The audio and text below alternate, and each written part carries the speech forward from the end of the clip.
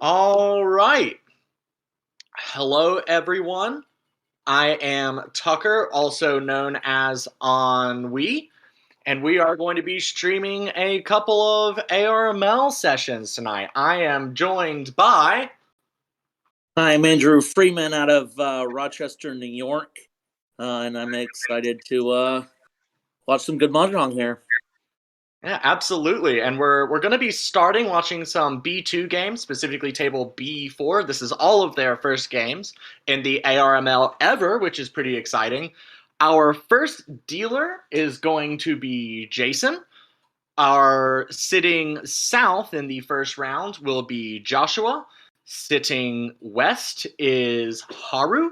And sitting north is Riley. And like we mentioned, these people are all over the country here. So we've got another Rochester, New York here player, Jason, and Joshua comes from Greater Cincinnati. Haru, she's in Virginia, without a club affiliation, and Riley, he's in Oklahoma. Yes, I'm excited to see how these players play. The only player here I have played with before is Haru because we are in another mahjong server together, and they're a lot of fun to play with. Do you have any insights into especially Jason's style since you play with them relatively frequently theoretically? Yeah, Jason, he's at Hammer Girl, and he's been there much longer than I have. He's a strong player, and he's got a good understanding of the game, and I think we're glad to see him back. People have been starting to kind of trickle back in now that we're hopefully putting the pandemic behind us and in-person games are resuming. So he just recently returned, but it's been good to see him in the store again. Oh yeah, that is a very exciting thing as things return. I have yet to find an active mahjong club near me, but with COVID ending, it's been very nice seeing people at the bridge table again, which is a game a lot of people say like if you like mahjong, you'll like bridge or vice versa. And where are you out of? I live in Nashville, Tennessee. Okay, very cool. Music City. Yeah, A yeah. lot a lot more concerts here than mahjong tables typically. And are those back in full swing there too? Oh yeah, I actually went to a concert on Friday. Saw Rainbow Kitten Surprise in a cave. It Oh, looked I know like our Rainbow game was Kitten gonna. Surprise. God, it was absolutely fantastic. It was so much fun. I thought our Yeah, game was about to start here, but it looks like it froze up a little. Sorry for technical difficulties. Tinho be like this sometimes. we'll go ahead and. Oh, Ah, there we go. yep. All right. So And we have started East One, and we'll hop behind Jason in a second here. It looks like he has started with a hand with four nice little pairs, although probably wishes he had some of the Dora Hatsu, the green dragon. Do you see? Ooh, the Tuso is already a deal-in tile for somebody. It looks like it's on the right. Joshua is Tenpai just with Easts, no other Yaku, and already waiting to win on the Tuso. See any other interesting hands? Uh, yeah, no, this is the hand to our right here is looking pretty quick, but there's some dangerous tiles in there. He's gonna maybe hopefully have to be careful there. Uh, and it looks like Don't. oh, there it is. Now, it looks like Riley there dealt in, but it was just a 1,000 point hand, so that shouldn't hurt them too bad. But now, after that 1,000 point win, Joshua is going to be our dealer. Starting off here, can accept the Dora 6 peen, which is very nice, and has some okay shapes, but this hand is going to And be let the slowed down a little bit by a odd lot of shape. closed weights. Yeah, and then over to his right, that's looking pretty good. 456 Boom. pins, 456 mon, 799. I'm liking those shapes. On the left, Jason has opened already with the White Dragons and has two Dora in hand.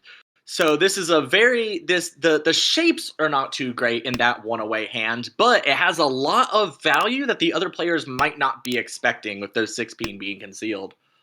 and hopefully he can get some speed there. Being able to call. He's open now, so he doesn't have to. He can call without having to worry about it. Yeah, might be helped along there. The worst shape in hand is that 1-2 mon because it only finishes with the 3 mon. But it looks like across the table, Riley has a 3 mon in hand that is not currently helpful. So perhaps that will flow out naturally. Well, Meanwhile, our dealer is now Ishanten, is one away for 7 pairs and is now going ready. Dama. Has decided not to call Ricci and can win on the Tuso. Not just Unfortunately, I 7 pairs, think but 7 pairs I ton. don't know how likely it is it's going to come out from across the table from him. Unfortunately, it looks like he's going to want to hang on to those.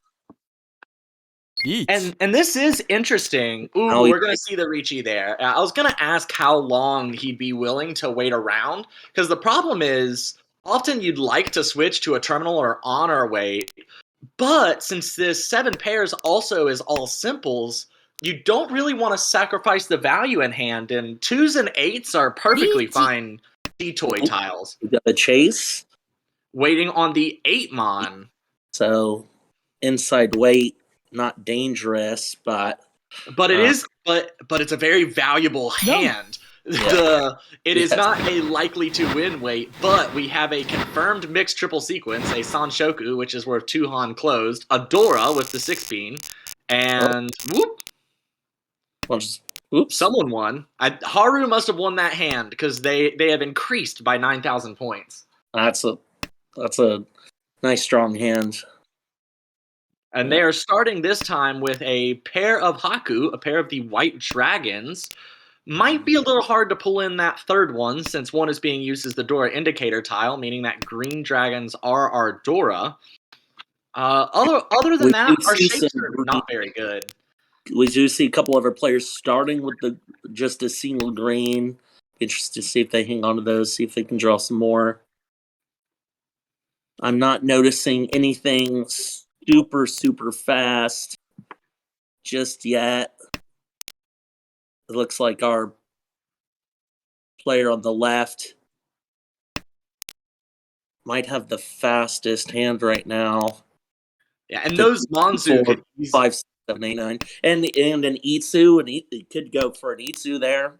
Yeah, a pure straight, as it would be called for most people in English. Although I always kind of waffle between whether it should be pure straight or full straight. I get that and flush mixed up often. Right. Our dealer started out, has drawn every single odd Monzu and every single odd Sozu, but has not been able to fill in basically any of those shapes, unfortunately. So their hand does not progress at all. That's going to give the other players a very good chance to catch up with Haru here. Absolutely. And I'm just taking a look at some of these other hands. Lots of inside and edge weights, unfortunately, in all these hands.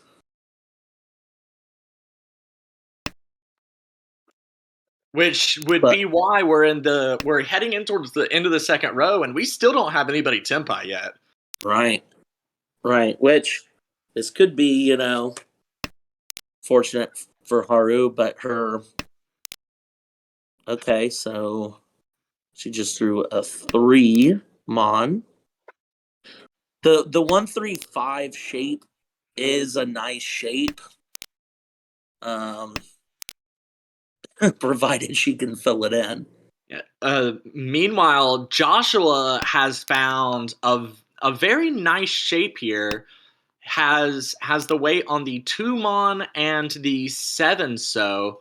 Unfortunately, I don't know that can be extended. No, not really a good way to create runs with the 2 mon and the 7 so. But since it is all simples, well, it could change up a little here. Nope, elects to keep the change weight.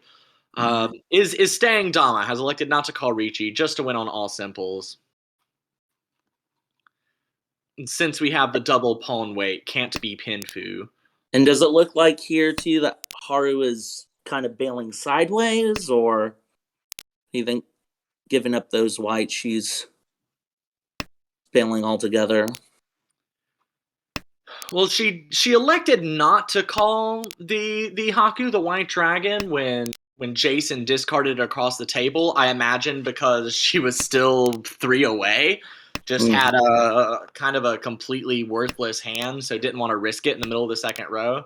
So yes, kind of bailing sideways, maybe leaving the option open to call into a Tanyao, but I doubt we're gonna see anything like that. Has drawn into 4 pairs. Not Right. that that's gonna help. Yeah, it's kind of late, but Chichoitsu 7 pair Tenpai. She's really, really lucky. Yeah, the only player that was able to get to Tenpai was Joshua, and that wasn't really a lack for trying. I don't even if Haru had called the White Dragons, I really don't think she would have been able to get to Tenpai there. Just everybody had very slow hands and bad draws. Yeah, This this hand, however, is absolutely gorgeous. Just right off the bat, we can see all simples, a 3-4-5 mixed triple sequence, a 3-4-5 Shanshoku could be very likely. I mean, this hand could just be absolutely anything. It is beautiful and could be worth an absolute monstrous amount of points. I don't really see anything else at first blush that can compete with it in either speed or value anywhere at the table. Right. Yeah, because cross the table is looking a little quicker. But I mean that the hand there on East, that's kind of that hand you really want to see as dealer 3-4-5, and then still a pair of 5s, or that can morph into something else. And we can see, as you were talking about morphing into something else, obviously the 3-4-5 mixed triple sequence is what you want, since that's the high value hand.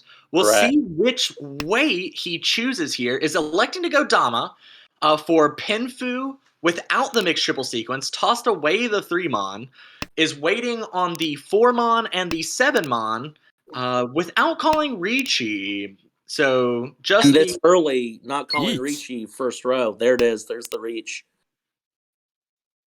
Using the 5s as their pair. Right, which is how the hand looked before, but in this case was able to kind of disguise the fact that they had been Tenpai for a round. Absolutely. Now at this point, you're looking at the 4 and the 7s being dangerous. None of those are out unless I'm looking at this wrong. You got 2 4s in the hand and a 7 across. Oh, and a on the left, though, we had a single weight on the 7-mon, which ended up pulling in. Unfortunately for Riley, but incredibly fortunate for was that Joshua who was on the left?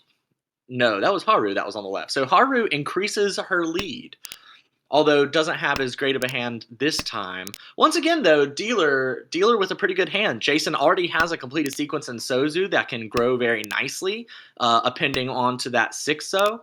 And then the Shapen Mon with the 5, 6, 6, 6, 7 can also grow in a lot of different ways. So this hand could still become Pinfu even with that triplet there, according to what tiles are drawn in. Right. But he's keeping the 9, so the 19, it is worth mentioning, is Dora. So perhaps dreaming of making some sort of 7-8-9 mixed triple sequence that includes that. However, once the 4-so comes in, a tile that connects to that so shape immediately discards it. And I'm just looking at some of these other hands. It looks like North is looking pretty fast. Maybe not terribly expensive, but fast. And our South hand is I wonder if those Norths they're just keeping to be safe later. It wouldn't do much for them. Yeah, with three pairs in the hands, the Norths aren't incredibly useful. Riley, though, on the left, that hand could gain some value with a 4-5-6 mixed triple sequence. You're right. Yep, I do see that. and then across the table from dealer. That's looking pretty too, because you could have the 567, 567, and Is just yeah, that's looking very, very good actually. is just lacking a pair currently. Yeah, with tossing the 3-mon, just has a couple of floating tiles and a bunch of completed shapes. So it's probably a little frustrated that that hand has not gotten to Tempai yet. Oh, Oh, and there's wow, Tempai. wow. It So will now, be a pair weight though. right, yeah, Conky, right? That's what they call that. Yes. A single weight on the 2, so for Ipeco only, for pure double sequence only as it currently stands, and There probably it is. takes this Ricci, yes. Oh, okay, nice. Can now win on the 5 or the 8. Winning on the 8 so would give that pure double sequence we were talking about, while winning on the 5 so would not, because the 5 so would have to act as the pair. So the 8 so slightly more valuable. Either way, it will be Pinfu though. So Ricci Pinfu at the least with a possibility for a pure double sequence. Now South called after the reach. And what do you think about them opening their hand up like that after a reach has been declared? Was that the Ipatsu turn? Was that the first turn after the Ricci? Oh, maybe it was, and I didn't notice. In which case, yeah, to steal the epots. Yeah, so the two things to consider there: preventing the Ipatsu, so making it where Haru could not add to her lead by winning the Ricci in the first go around. The call breaks that Ipatsu. Also, might have just wanted to enter Oh, and there it Tempai. is. Yeah, the 5 so coming out from the left there, and Haru with just another small win, but these small wins are adding up. Is currently Wow. almost 11,000 ahead of second place, which is a very good place to be. And this game is moving, very quick, as these Tenho games seem to do. Yeah, almost no repeat so far. Dealer here already one away from Tempai, has 3 complete sets in Pinzu and Sozu. Just needs something, again, to function as the pair. Could even draw in the 8-mon or 5-mon and have kind of a stretched pair weight. And he's in second, so I think at this point, speed and maybe going for that repeat dealership would be a good way to maybe gain some of that. What is that? So the first place is up on him, 109. Jason on the left, though, has a very scary hand here. Yeah. Has the white dragons and has 2 of the Dora 9-pin. So once again, we're seeing kind of a hidden 3-Han hand that is got a very good one away. Can call Pwn on that Dora 9-pin or the 5-mon or the 2-mon, and can call any number of cheese in the Manzu as well. It'll be interesting to see. Given their hand shapes, it's probably unlikely that the 9-pin would come out from anybody, but who knows too. 90 cents. Yeah, so that is. Yeah, East is looking really good right now.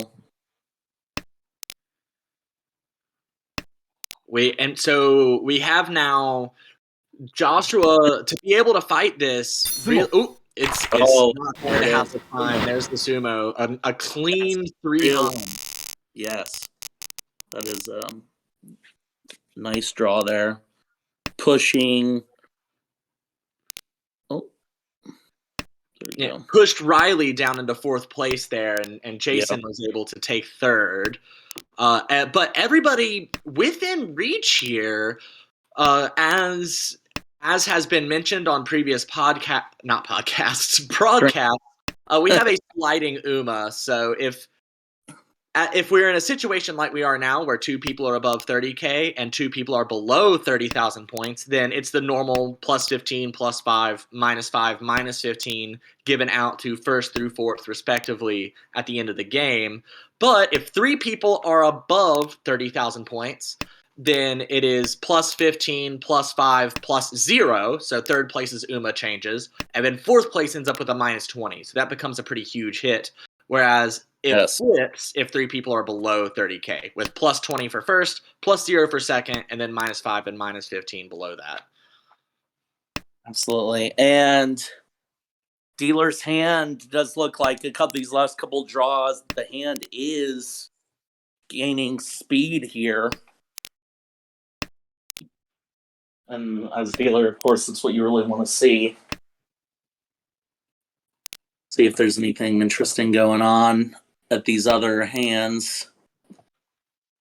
Could almost, depending on how these draws go. Oh, and there's a reach. I was actually about to just talk about that. Yeah, and it's kind of deceptive. It looks like it should be three concealed triplets, but that the two of the 5-peen are being used as the pair, and the other 5-peen is being used in the 4, 5, 6 run. So it's actually Ricci only. Yeah, because he's got the pones, but yeah, and I just wonder if this late South 3, if he'd won in the game like that, but then we're getting into points and well, basically any sumo here would put Joshua with the ability to win a Mongon and overtake first in all last, and in that with those triples, a Khan is another great way to add value. The Khan on the 9-peen actually adds an incredible amount of Fu. That's 32 Fu added to the hand, which is not a way most people think of as adding value, but now especially any win is going to put Joshua able to overtake in all last. Yeah. And of course the added chance of Ura. Yes. Everybody being very careful though. No one tossing out those 4-mon and 7-mon, and Haru especially in first place has been playing exclusively safe tiles, it seems.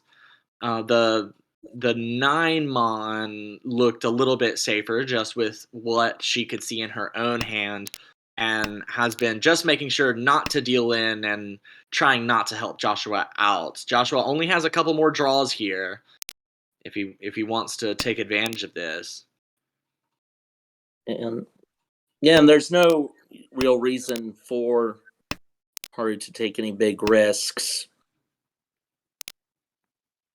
But even still, her hand's keeping a nice shape with 2 draws left.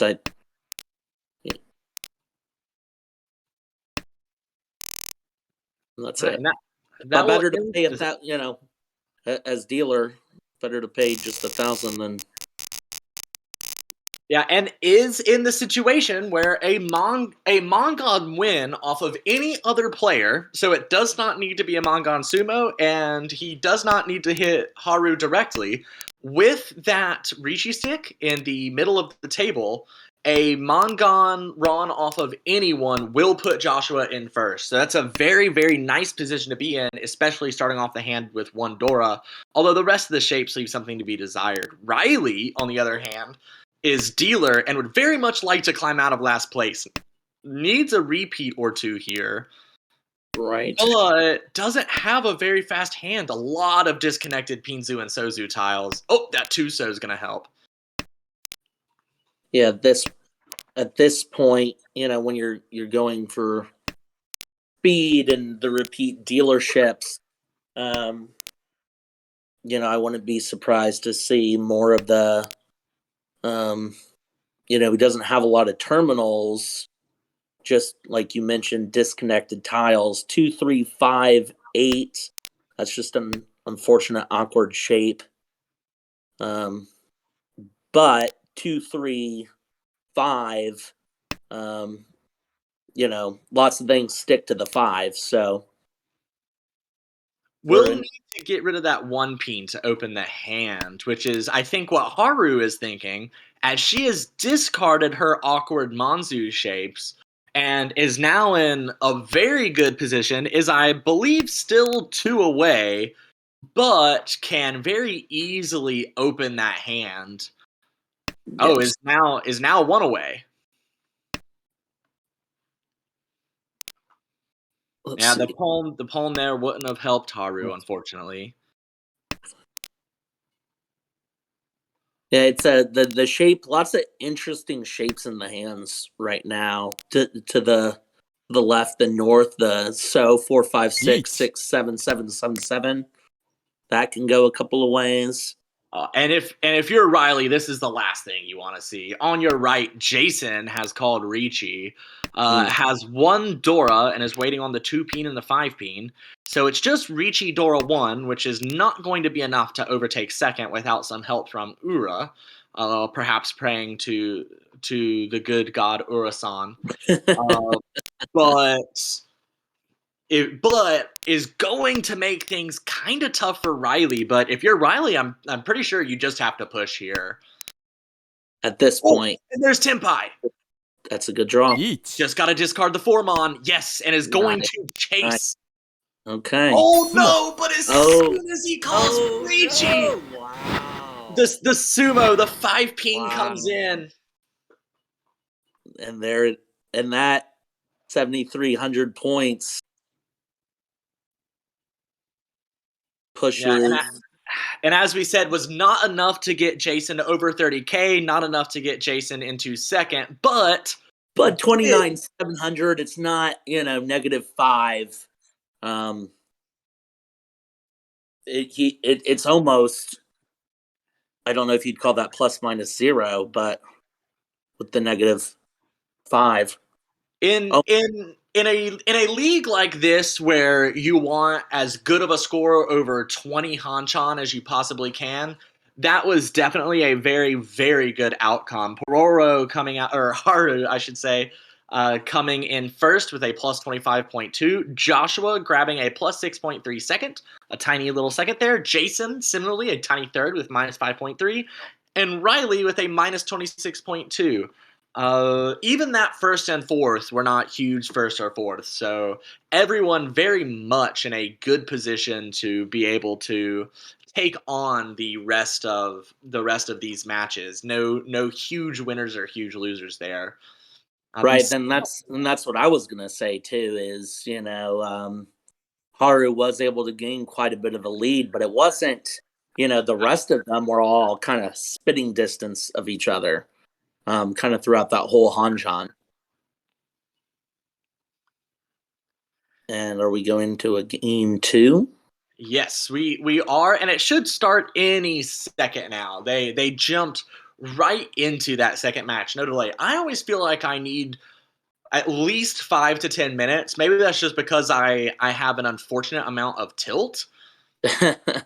Now, you also kind of wanted to take this time, though. Maybe we were talking offline about maybe talking about Fu, and maybe we don't have any time anymore. It looks like the game's getting started. Yeah, there was a neat hand that I'd like to talk about from that first game, but we can come back to that later. I think we should have times between our first Hanchan and second. Right. Going in here, though, we have an immediate call from Joshua with the Red Dragons, with the Chun. Can accept the 9-mon Dora, so this could be a neat little 2-Han hand. It does need some improvements in shape. Unfortunately, not a lot of stuff sticking to things. Ooh, on the right, though, Riley has a very nice hand. Has 2 completed shape. That hand is 1 away. 7. It could even turn into a pure double sequence and so's. Yeah, that's a very flexible shape to have. That 5, 6, 6, 7, 8, 8. It can be finished with a lot of different tiles. Oh, but it's not going to finish first, as Haru is continuing her run. Has a single weight on the inside weight. Yeah. And does have an East, though, so this is not Ricci only. Ooh, we're Chase, which is also waiting on the 3-so. Wow. So we have 2 players with single weights on the 3-sos. But this one Yeet. has 2 Dora. Oh my and god. another We've chase. got 3 reaches. Oh my gosh. I'd be Sozu is looking dangerous. This is Ricci Pinfu Wow. waiting on the 4-so and the 7-so. I would be so nervous if I was at this table right now. Yeah, the only person who has not Ricci'd is Joshua, who has unfortunately opened his hand. Yeah. Oh, Oh! that okay. But We're not going to see it come out, though. I mean, Joshua, I feel like, has to fold here. And Haru! wow. Haru just pulls in the 3-so, gets Ricci Wow. Sumo East. Wow. Oof. Oh, wow, that was dangerous. And collecting 3,000 in Ricci sticks, also very neat. So, again, a very quick lead for Haru. Riley here Now- got to be unhappy losing to a single weight, but has a nice hand, can accept the Dora 2-so in that 3-4-so shape, and has a lot of lower tiles across all the suits. So perhaps a 2-3-4 or 3-4-5 Sanshoku mixed triple sequence if he's able to pull in a couple of useful tiles. Or even, even you see the 2, 3, 4, 5, 9. It's not even that again, that Itsu is not even out of the realms of possibility here. Yeah, I missed the Itsu earlier, the pure straight that was called for. That was that mysterious call that we couldn't figure out, but like Pink Yoshi pointed out in the chat, so I hope people were paying attention there. The dealer now 1 away from Tenpai. Oh, yes, 1 away from Tenpai. Would really like to pull in the 8-so to get there, to make this a Pinfu hand. And I'm sure the dealer would love to see Dora, as he's got a weight that can connect to it. Oh, absolutely. But to his right, there are 2 Dora in the hand. That's got to feel good. Jason, though, unable to open with those 2 West, might be maybe thinking on the outside about a 7 pairs hand. You Has could go 4 pairs pair, currently. yeah. 7 pair Chitoitsu could very well be that. Riley, and one thing you might want to consider, not that I see it out, but if someone drops Dora for whatever reason, maybe you start calling. I would like to point out, just so that everybody knows that it happens to them, Riley pulled in the 4-mon and had a better shape in Monzu than that 7-9 Kanchan in Sozu. Had 2 sides with which to improve that weight rather than just the single for the 7-9. So very wisely dropped the 7-9, and on the next turn drew the 8-so for the immediate backfire. So it happens to everybody, people. Meanwhile, Joshua is Tenpai waiting on the 6-mon and the 3-peen for All Simple's Dora 1. And on the right, Jason has entered Dama just waiting on the 6-so. Perhaps did not want to call Ricci since it is not a very good weight and has a lot of upgrades. Yeah, coming out now, though. Yep, now the reach is here. A lot of dangerous tiles and hands right now. This is something that you'll see a lot, though, players waiting 1 round to call Ricci. Do you have any particular opinions on that? Ooh, there could have been an upgrade there, but it would have been Furiton for Joshua, elects to stick with the Shanpon. How do you feel about waiting around to call your Riccis? Well, I think if you're going to wait for a reach, then you're going to want to, you might do that if you're worried that other people are close. How good is your weight versus how good do you think the weights are at the table? I think there are definitely advantages to, depending on the play styles of the people you're playing with, not declaring reach. Yeah, I feel similarly. I am well known as a coward, and I often will stay Dama just so I can fold later, and end up waiting because of that. Dealer has a pretty good hand here, some nice shapes that can grow quickly, and that having the 5-so and the 2-4-6 peen, those are shapes that can easily become more efficient than they are currently. The most exciting hands at the current moment, though, is either going to be across the table or to the right. Across the table, we have Very pretty. a pretty good Honitsu shape, a half Mhm. flush. Yep. And thought about Joshua really thought about There calling it the is. pawn on the one mon, but immediately calls pawn on the Haku on the white dragons there. Now, do you push for the? I guess that's interesting. The thing is, 8 peen is Dora, so half flush is worth 2 Han, and that Dora is currently worth 1 Han. So you're probably going to hedge your bets a little bit. I would have done the same thing there. Called Chi, Right. discard the red dragon. Sure. If you draw something next to that 6 mon, maybe I would probably immediately drop the Dora since it is likely to become dangerous later. But if I don't draw anything next to that 6 mon, I'm going to be more than happy with a normal hand that has that Dora in it. Oh, and there we go. It draws the 6 peen, is now waiting on the 1 mon and 2 mon. And like you mentioned, since Dora is in his hand, it kind of makes up for the loss of opening it or Reach. And a reach waiting on a 3 or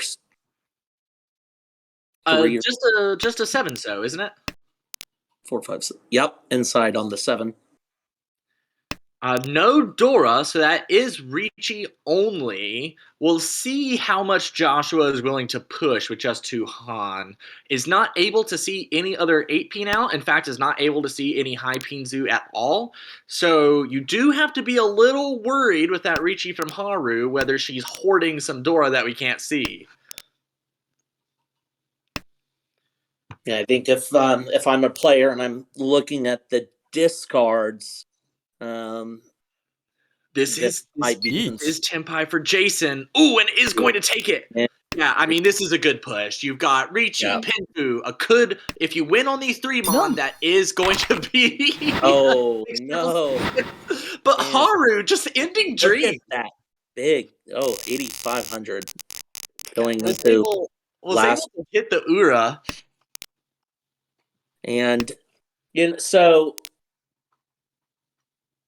I don't know if what's interesting. So Haru's up again. The points are looking kind of like they did last game, with everyone else within spitting distance and Haru pulling ahead. I wonder if I was talking to Haru, who was saying she's in Virginia without a club and plays exclusively online mahjong.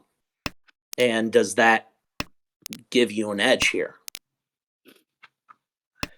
I do wonder about that. People who I think play a whole bunch of in-person mahjong will kind of be a little shook when they transition to online. But the same skills that you're building do often apply. Maybe is going to be a lot more important here in the first session than it will be in the 5th session once everybody's gotten used to it. We do have Joshua opening up for a pure straight, has the 1 through 9 so, and has a pair weight on the 6 peen, which is Dora. So it's really going to be hard to let that go. Probably the best case scenario is you draw something next to the 6 peen, and then are able to. Oh my God! It's double Dora now. Wow! And not that he knows that, but all the 6 pins are accounted for right now. But see, this is why I would not have called Khan on the 9 mon, because the best case scenario is you draw the 5 peen or the 7 peen, and you are able to discard one of your 9 mon, letting it become your pair, and then you have a 2-sided weight that still includes the Dora. Since you've called Khan, you've added value to your hand, and since you are going to win on the 6 peen, if you win this hand at all, you are guaranteed a Mongon, but you're stuck with this bad weight for forever, and this is what ends up happening. You have Haru as dealer chasing you with Ricci, Pinfu, Dora 2, and a better weight. Yeah, I mean, 5-8, but unfortunately, 2 of those 5s are in the dead wall. We see that, and it's just for both of them. the tile she's waiting on. It's a good weight, but a really dangerous weight, and she may have to draw it herself. If I were Jason, I would have and I would have really thought about calling Chi on that one peen.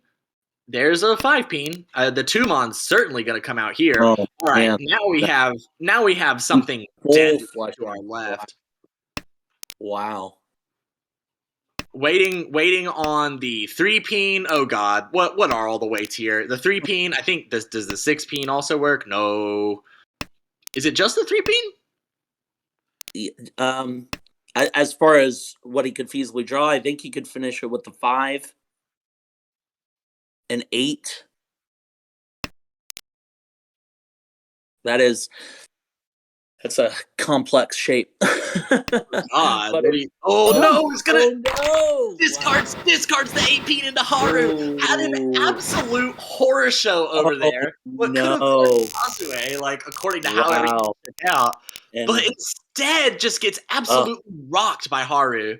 Oh. Wow.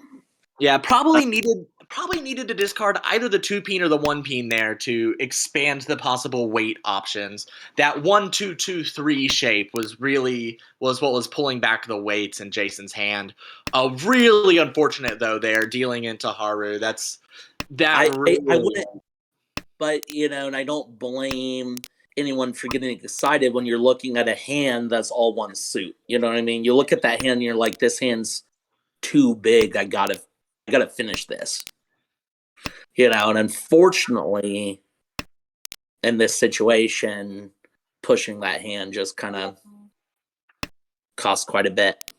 Haru here, though, slowly building another fantastic hand, has a very good shot at the Pure Straight and Pinzu, and has nice shapes to head towards Pinfu in the other 2 suits, although is discarding the 5 mon away from the 4/4/5, which is really protecting the Itsu, the Pure Straight shape in Peen. I probably would have thrown away the 9 Peen, though. Instantly throws away the Dora West, which has already been discarded twice. Correct. People really weren't having it with the West tiles. Don't want Dora West wind. Unfortunately, and then you're the West player, and you're like, no, don't throw away my wind. Yeah, Riley across the table also has a shot at the Pure Straight. Only needs the 5 mon to complete it, so could feasibly open for it. The only issue is also needs to complete the shape and so is not quite Tenpai yet. But 2 4 6 is a nice shape to have. That is a shape that will finish. The 2 4 6 shape is a shape that you see often. It is called a Yankan, which I believe just means two kan. If you had just a 2 4 or just a 4 6, that is a closed weight, which we often call kanchan, a kanchan weight. So the 2 4 6 is Ryankan, saying we have 2 kanchans, and there's the 5 mon. There it is. And an instant Ricci on the 6-so, setting up a Suji trap on the twice discarded 3-so. So this is not a very good weight. I would have been a lot more pleased with a 2-so Ricci myself, setting up the Naka Suji trap on the 5-so, but the chase comes out immediately and also immediately gets the win in the first go around. Jason making up just a couple points, although not quite enough to get out of last yet. No, but we're just entering South, so this could be an opportunity for him to kind of get back. He's very close to 3rd place. And second place is not, it's the second place is a Mongon away. So now less than a Mongon if you get a sumo. Joshua here, starting with a lot of Pinzu tiles, although that 1 2 peen shape is not an easy one to complete. Unlikely to push for a half flush with this hand, just because that 1 2 is going to be hard to complete. And well, is Haru, I think, might just be a monster. Immediately gets on. Has a single weight for the South, has called Khan on the 1-so, So a hand that really isn't all that dangerous is just Richidora 1 because of all of that unknown Uradura hiding underneath in the dead wall. It makes it a lot harder to push, especially since they're in first place. Like, you got to be thinking, especially if you're Jason. Like, if I'm Jason here, I'm full folding, hoping that Haru calls sumo. Even though I'd lose some points, it would almost certainly put me in third. Sure. Yep. I'm trying to see what else we got going on. Joshua, unfortunately, cannot discard those Souths, although since they are Yakuhai and since he has two of them, perhaps would not want to. We'll have to see if that fourth South ever pops up. And that very well could change things in someone's favor here. But, Haru has her lead and she doesn't look like she's trying to slow down. The Tumon we see is red because across the table, Jason has a single weight on the Tumon, is Yakula, so cannot win, but now we have another person waiting on the South. Oh no! In the opposite turn! It deals him. There's headbutt now. Oh God! All right, so Haru takes 6,500. That one Sokan making that two Han 70 Fu, a very very weird hand that maybe we'll get a chance to look at later. What was the damage to Joshua though? Well, you think about, since the rules are head bump, here you almost might feel, did he gain any points there? He definitely gained points. He was sitting at about 20K before, so it ended up netting about 6K, probably 5,800. Pushing him to second. Yeah, Haru did get all the Riichi sticks though, so there's no head bump for winning the hand. So the double Ron went through, but since Haru was closer to the person who deal in, Haru got the two Riichi sticks. Gotcha.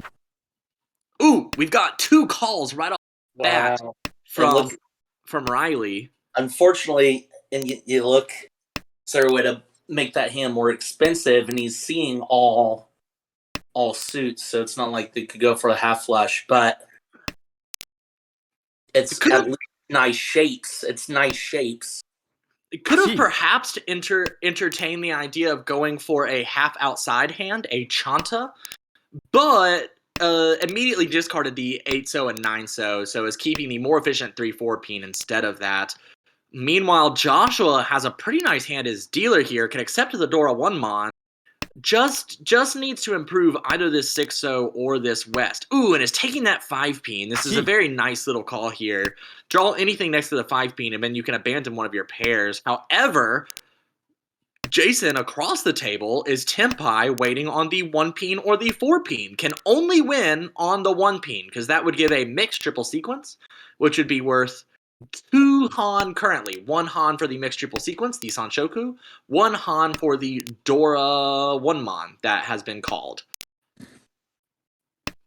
Yeah, no, and I guess what's also interesting about this game here is a lot more points have been moving around already, and we're still only in South. Oh, and that's it. Yeah, Joshua drew a death tile there. Neither the 2 peen nor the 5 peen could be used in hand, and Joshua had them both. Oof. That's massive for Riley, though. Yes. So pushed back to second place. Jason falls back to third. Yeah, and Riley now very, very, very close to getting over that 30K mark, which would be massive. Has a pretty important impact on the UMA at the end of the game. Effectively the same as winning an extra 5,000 points. Has a closed weight for the 6-so here, just 2 away from Tenpai, so Riley with a very quick hand to try and get over that 30K mark. And when you get into South 2 in a league setting like this, does that become, the new mindset is, how do I get back to my 30K if you're down that much? I'm sorry. I cut out for a second and I missed that last thing you said. Would you mind repeating yourself for me? Yeah, no, you have to play a little bit differently in a league setting. And, if you're sitting at 230,000 Yeet. points, first place is 607, what the chances aren't high that you're going to get there, but you might get back to your 30K. Oh, yes. You're definitely fighting for the positional play becomes a lot more important than in ranked, where you're pretty much just doing last place avoidance. Right. Which is probably why we have Riley here doing a little bit. Has not had to discard any dangerous tiles as of Yeet. yet. Could call Ricci on the 3-mon, which is safe and does. Is waiting on the 3-so and the 6-so for Ricci Pinfu. Ricci. Could pull in a Dora on the 6-so. And Haru also chasing, waiting Wow. also on the Dora 6-so, and on the slightly more likely to come out 9-so, although everyone's called Ricci, so I guess everyone's just discarding whatever. Or working auto. Is going to discard the 3-peen into the closed weight of Jason's. Jason does need more points than that, though. That is, of course, helpful for him. But he has a lot of ground to make up, even just to get into second. Now, one dealer, Mongon, will take care of that, of course, but needs to be thinking about the value of hands here. Can accept the Dora 3-so, so that is a good start for Jason, especially with those beautiful peen shapes. And if we just talk more generally for a second, for everyone to reach this late in the Hanshan, everyone's going full tilt. And if you're not Haru, I guess that makes sense. I think it was interesting that Haru chose to reach when she was up that much. Yeah, I think we're seeing in general, Haru is going to be playing very aggressively just throughout. And And I think in particular, it does make some sense, and this is something that we've debated a little bit in the Discord and on previous chats. When you are up big, do you coast? Or do you keep pushing and try to drive the dagger in deeper? And since these scores need to be carried over for all of your games throughout, 10 weeks or 12 weeks, according to which league you're in, there is some incentive to, even when you're up big, to keep on going, and draws into Tenpai the best possible way there, and immediately calls Ricci waiting on the 6-so and 3-peen. This is one that I think I would have damaged for a little bit, especially being up. There's a lot of ways to improve this weight by drawing around the 3-peen or the 6-so that I personally would have liked to see. I'm dropping the 1.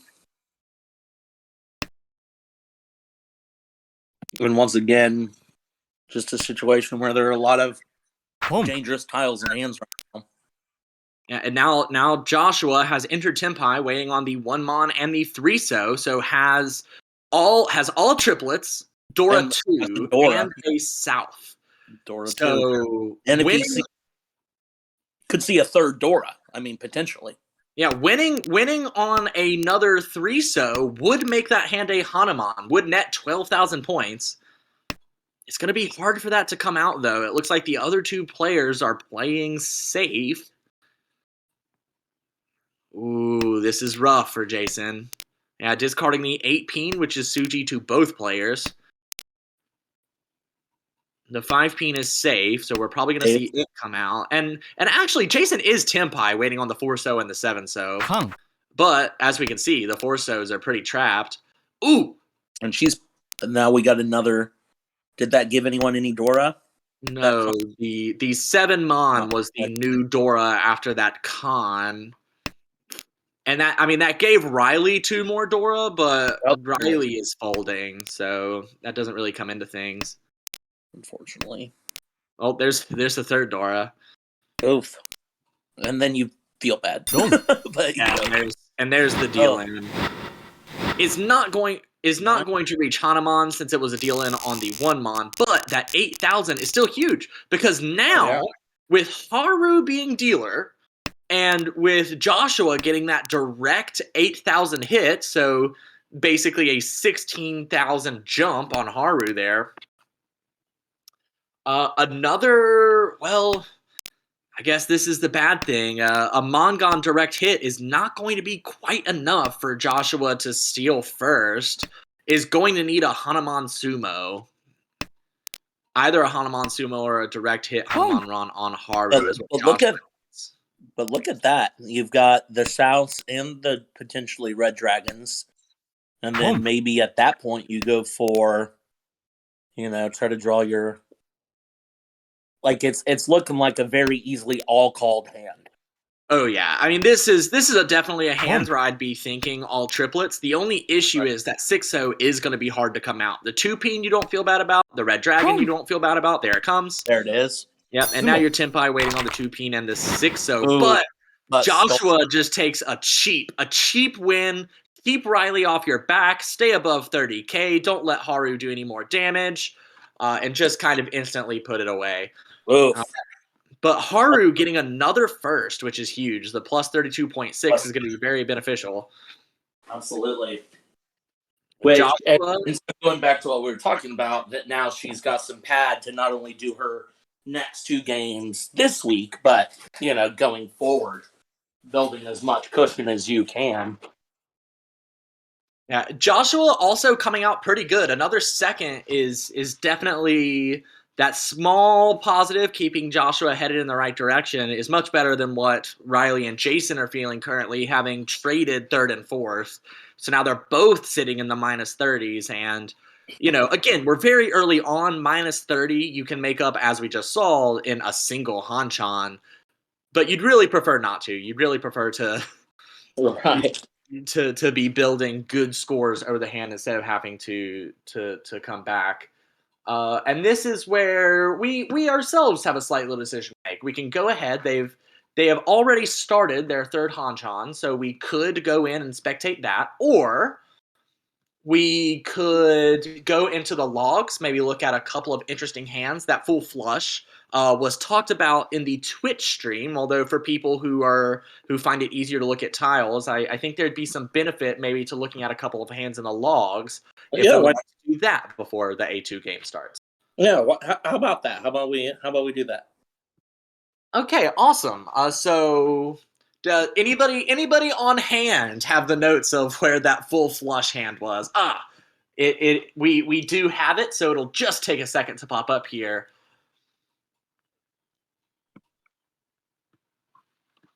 And it'll be up promptly.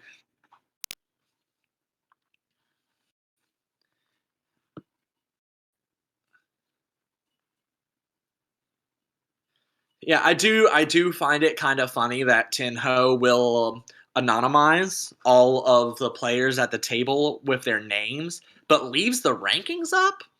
Yeah. So you can still pretty much figure out who's who.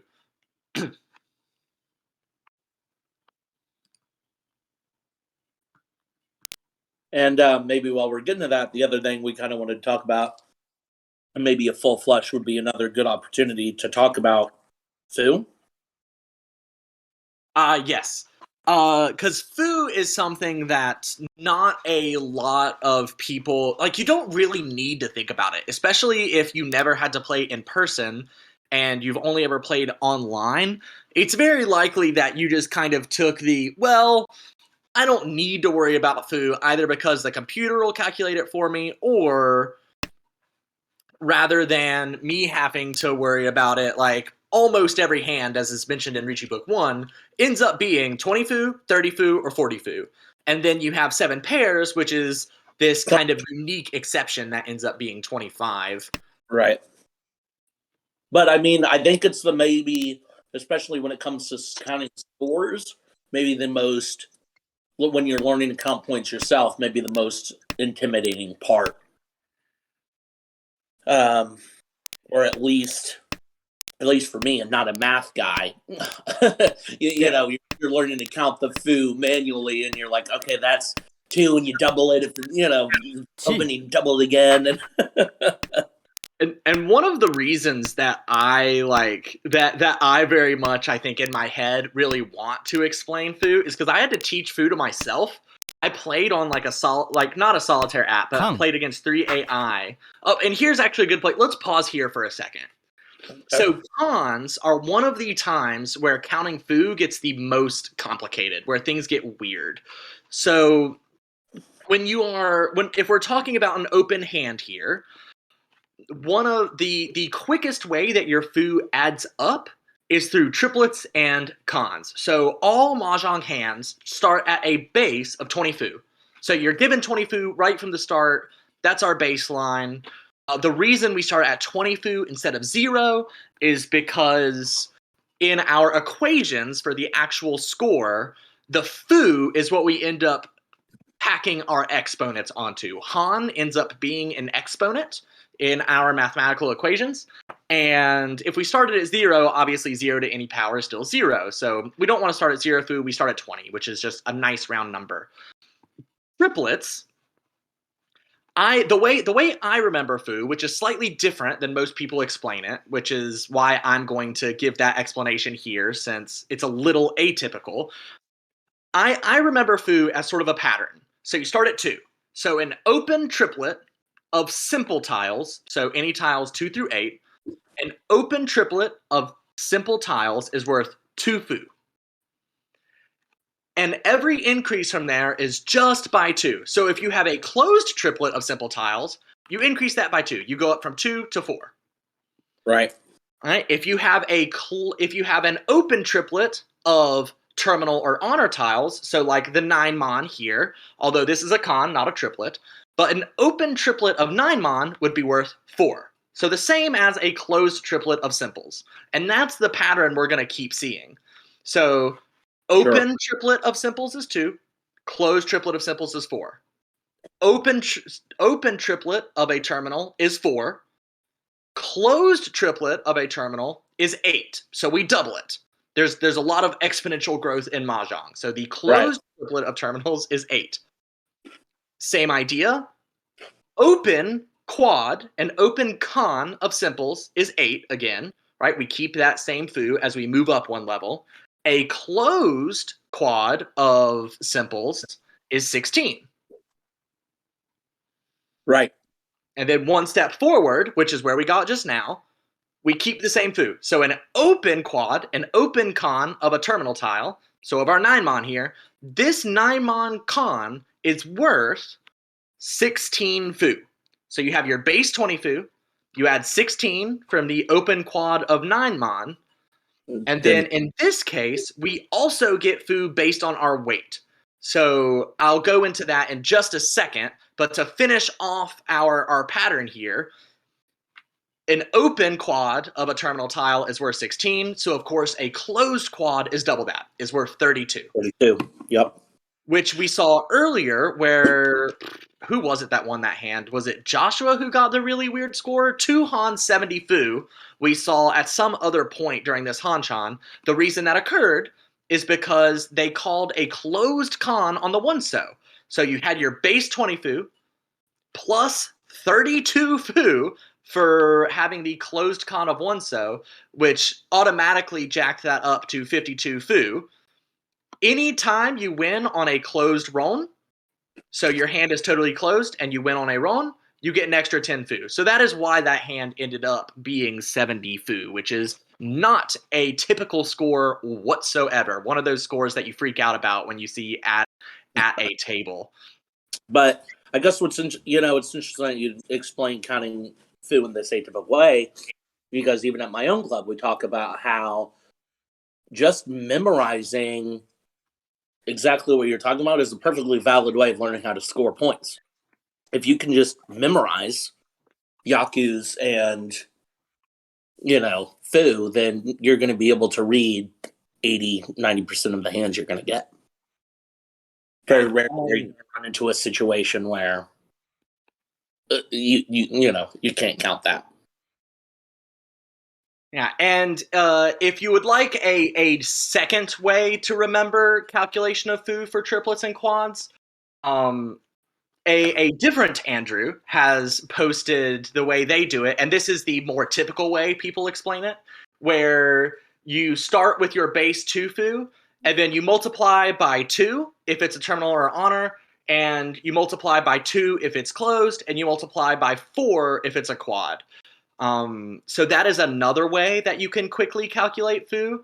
That has always stuck with me a little bit less,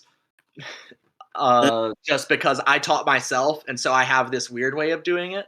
But you can do either your kind of powers of 2 pattern that I talked about, or the multiplication by 2s and 4s that Andrew talked about in the Discord. And on the next hand, I'll talk about weight foo a little bit, but let's fast forward to talk about this flush hand. So currently we can only win on the 3-peen. Flush hands are very hard to look at.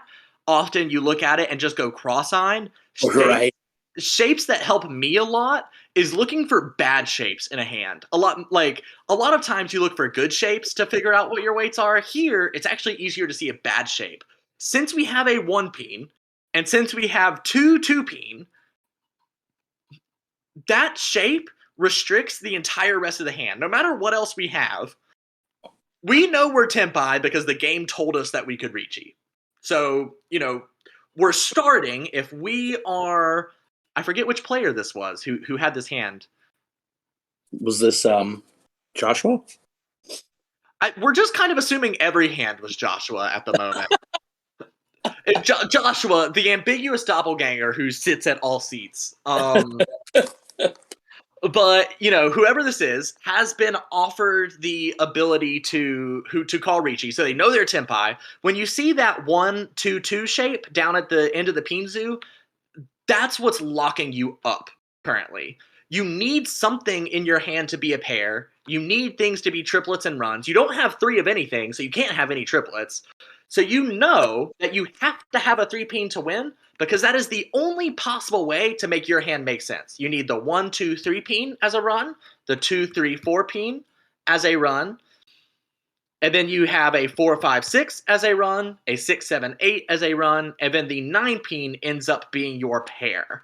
That changes, though, when you draw the 8-peen, which I believe we do on this round. I think this is the round where we unfortunately dealt in. Oh, Right. nope.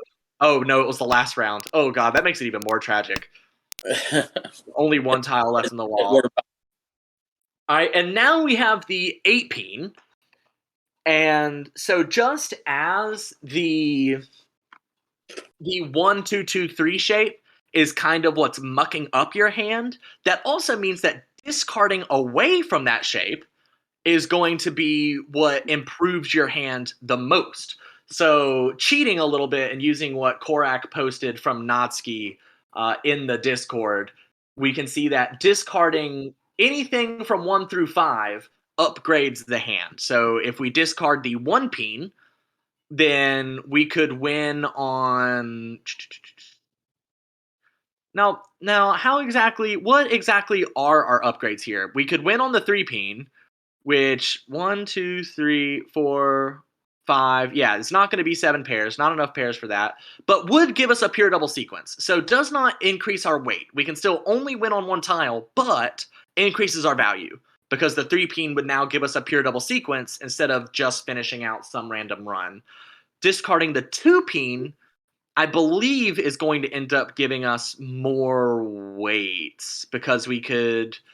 Oh, God. We have 4, 5, 1, 2, 6 3, 4, 5, 6, 4, waiting on another 5, 6, 6 to finish the 7, 8, and then the 9-9's your pair. That sounds right to me. Although, did we use both 8-peen? See,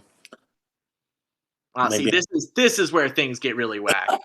Right, yeah. It's just like, yeah, even like, yeah, if I was looking at this hand, I'd be like, it's like one of those hands where you're like, oh man, I know this is a really expensive hand. I just wish I knew how to use it. Yeah, so we're actually in a situation where, yeah, we lose Tempai no matter what we discard, because just like the 1-2-2-3 shape is bad, we end up with the bad 7-8-8-9-9 shape. So the 8-peen is the only thing you can discard and keep Tempai. Right, which is what they did, and unfortunately, that deals it. So one of those situations where I don't know. Do you step backwards depending on how obviously I guess you've got double Dora at the 5. The 8 does connect to that 5, or it's outside that, it does not even connect. So maybe you think the 8 is safe. Um I think my issue here is there's only one more tile left. We have a single weight, regardless of what we do. Right? If we're keeping Tempai, we have a single weight on the 3-peen. Honestly, I would fold. I would discard the 9-peen here because the chances that we get that single tile that we can win on, even though it's worth a massive amount of points, there's Pinzu look horrifically horrifying to me. Dealing into Haru here, like even though it's a massive win like less than 1% of the time. right. So I Well, feel like I would discard the 9-peen in this situation. well, in hindsight being 2020, giving up your 10 pie and paying 1,000 points certainly beats the alternative, keeping 10 pie and dealing in. Right, which is what we saw happen, and that did kind of change the course of the entire rest of the game, unfortunately. Right. No, but it was very, very interesting, really dangerous hand. Like it's hard to. I mean, how would you have played that? You know what I mean? Like it's just a very scary hand to have to be responsible for, and given the other things. And we all play Mahjong here, so we're all obviously masochists. Can we take a look at the wall? Because there is one 3-peen unaccounted for. We see one in the discards and 2 in the hands. Mm-hmm. Where's that fourth 3-peen? Okay, that 3-peen is actually in the never to be used tiles. It's not going to be gotten to in any case. I guess that's our fourth Dora indicator. Oh wow! Can we? I didn't know we could do that. Tenho let us do that. That's kind of cool. And sorry, my Discord is blowing up. Let me silence that real quick. Yeah, well, so that unfortunately this flush never destined to win. But let's go ahead and look at that next hand because it's a nice little. The very next hand is when we had the double roan, and we actually, or not the very next hand, South won. Yes, this is it because the con of the one-so ends up being called, and we can just go ahead and I think jump to the end here. All right, so this is actually a very good hand for foo calculation. So on the right, we have that con of the one-so, which, as we said earlier, is I'll give you like 5 seconds to answer in your head. Okay, the con of the one-so is worth 32 foo. So our hand is closed.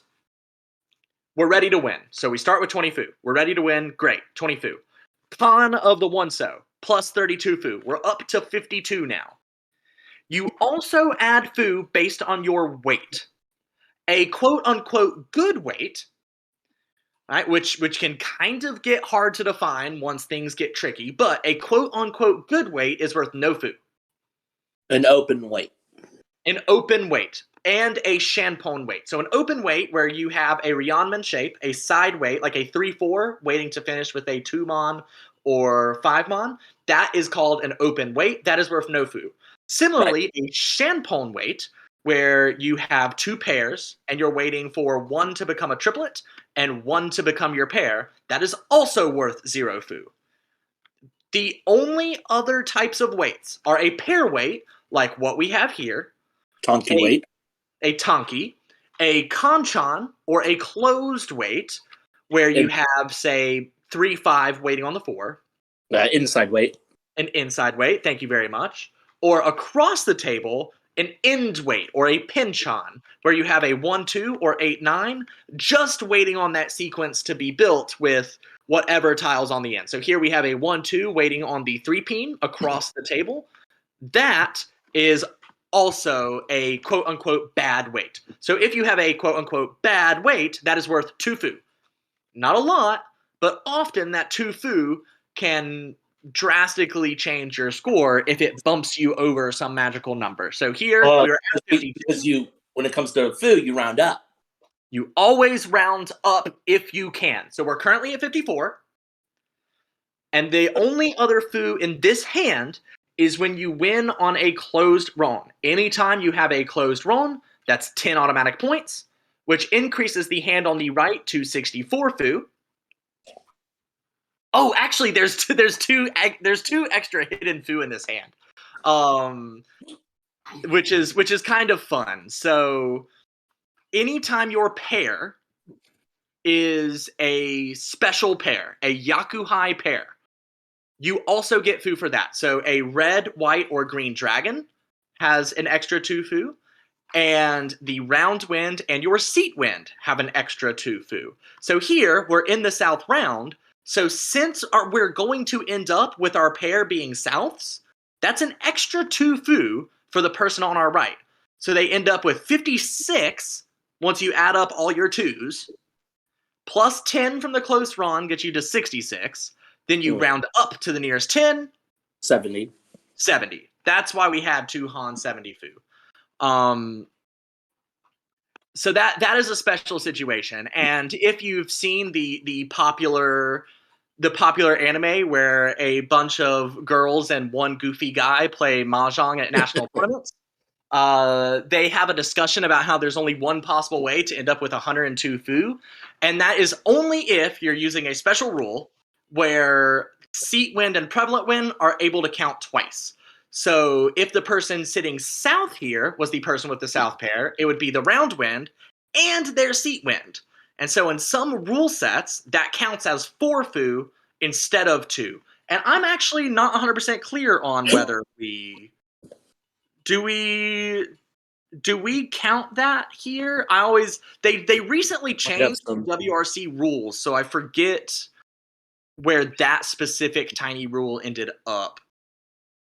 And maybe someone watching will have some insight on that. Okay, Korak has confirmed that in the ARML, you count double. So if you have a pair that is both the seat wind and the round wind, that is 4 fu. Gotcha. Phew. I think that's all of what did the hand across the table end up with when we got to Tenpai? And we can use that hand as well for a nice little fu counting exercise before the A2 game begins, since it still hasn't. So what, we're looking at East? Yes, we want to see how much fu is East hand going to be worth, because they also end up winning. Right. And so you've got the 6 triplets. Well, we're not Tenpai yet. Okay. So we need to advance a little bit to see what this hand was once they called Ricci. Yeah, you're right. You're right. While we are waiting for the advancement of the hand, the only other way, off the top of my head, to get fu is by sumo. Almost anytime you sumo, it is worth just 2 fu. There is one exception, and that is pin fu. So a pin fu hand is what could be called a no points hand, and a no points hand is one in which you have no fu other than your 20 base. Now, of course, this is a contradiction. If you sumo a pin fu hand, you technically have fu. You have 2 fu for the sumo. But to make the hand still be worth no fu, that is the one time you ignore the 2 fu of a sumo and just pretend it doesn't exist, so that you can have your true quote-unquote no fu hand. So that is why pin fu sumos are worth 20 fu. They are still worth 30 fu on a run, because that 10 fu from the closed run is not considered fu specific to the hand.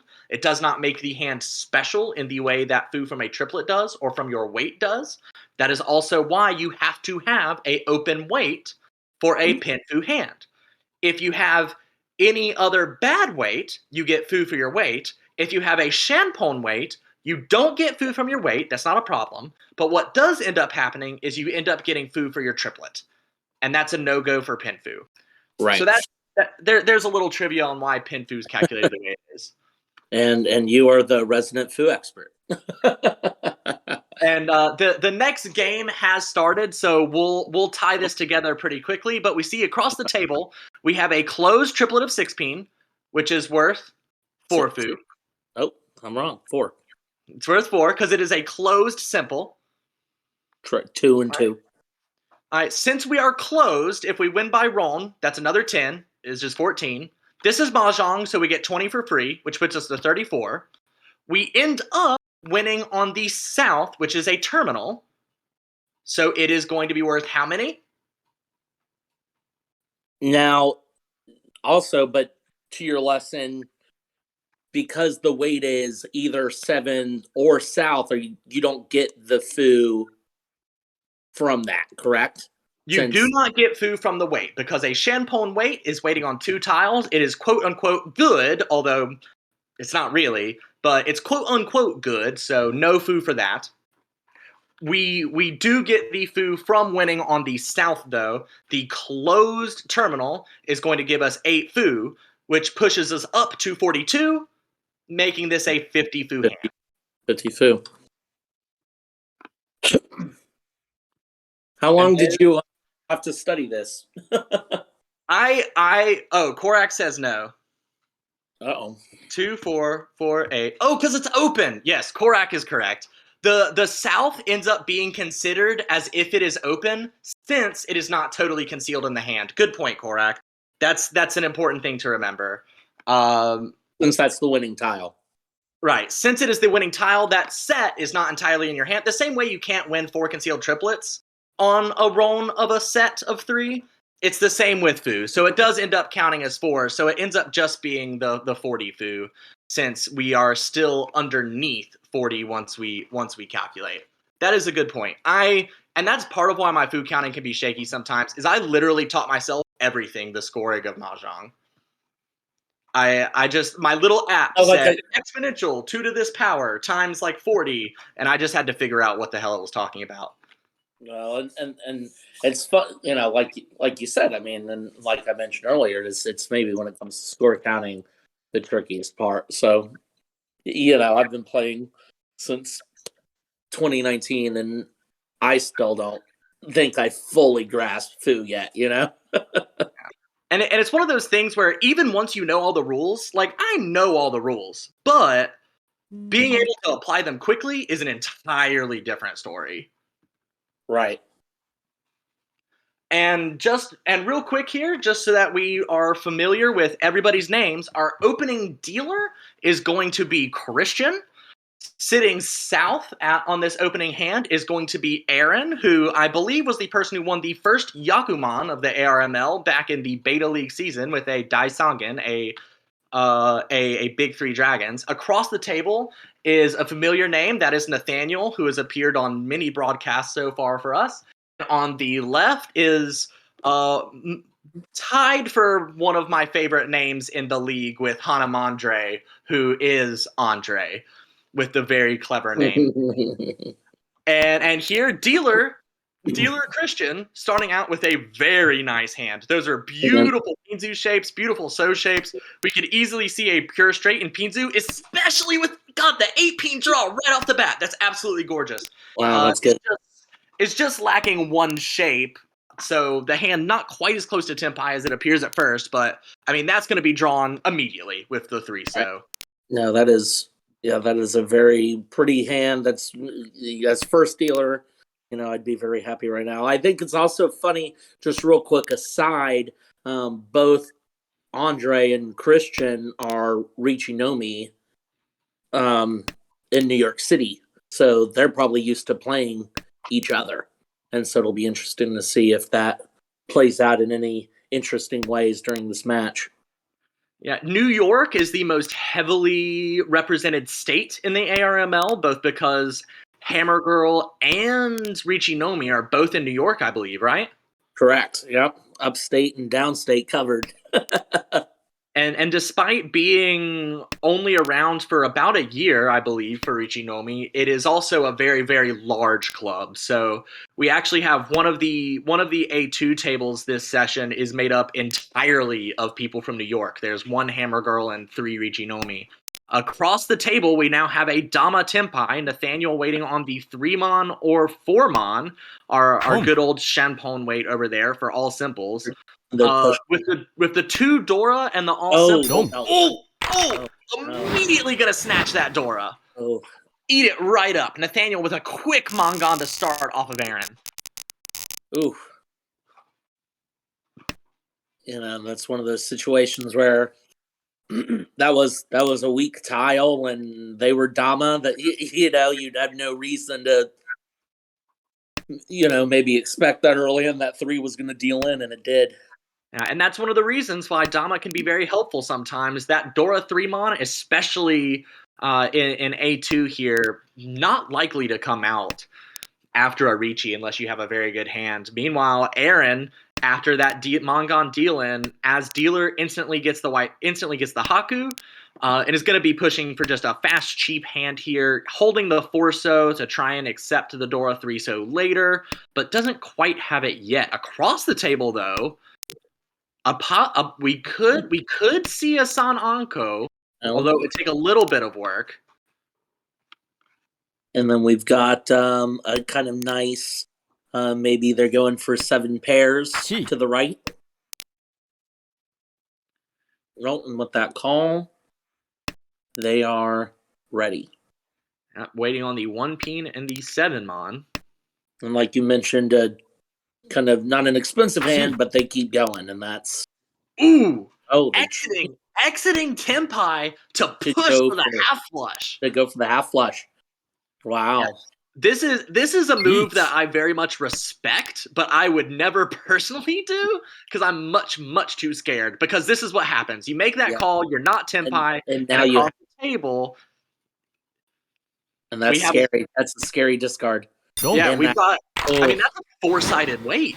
Could have won on the 1-mon, the 4-mon, the 7-mon, or the 5-peen, and of course, instantly gets it. And those were the tiles in his, hand. And Aaron here is going to have to make up some ground after 2 very quick deal ends. We'll see how this goes. Nathaniel with the lead currently, although not by much, has an okay hand. That 8-9-peen shape is not fantastic. The pair of 1-so is also kind of ugly because what you really want that 1-so to do is accept to the 2-so Dora. Right.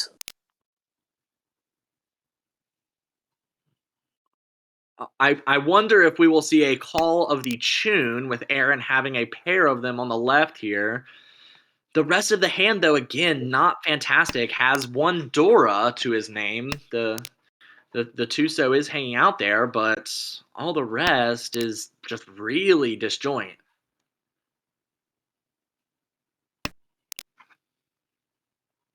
More triples forming for Hanamandre on the right, especially with that 4-mon. Probably going to see one of the dragons discarded here, and in fact, it is Aaron's Chun, which he elects not to call. Ooh, that's a brilliant draw of the 7-mon there. Completing that 6-8 Kanchan did a lot to help out that. That is good.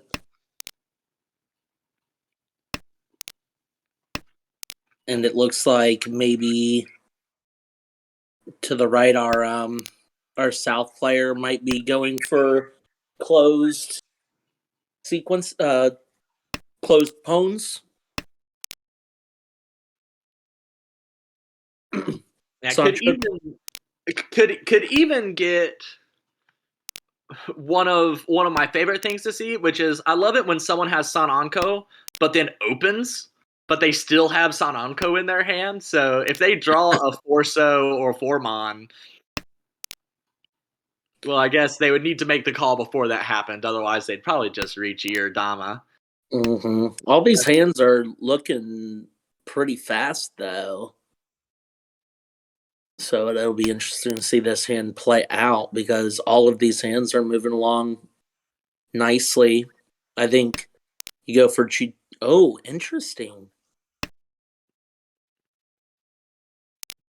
both I wonder if I would have, if I was in their shoes, I wonder if I would have kept on to that five pin. keep the 4-5-5 shape. Maybe doing a little sakagiri. That 5 pin, not your hand's not progressing much. If you do want to be able to push it later, that 5 pin's going to be dangerous. I guess I take it back, knowing that now I have a second look that Tuso is Dora, so I can understand. Maybe you're going for points, not speed at that point. Oh, and this is going to be a complex weight here. Oh, yeah, there's the 6-mon right there. But that's Vuratin. Oh, so they can't actually win on it. Oh, they got to draw it themselves. I mean, which is fine. That's something that you kind of expect to be able to do. But let's see. They can win on the well. Is it just the 3-mon or 6-mon to finish out this hand?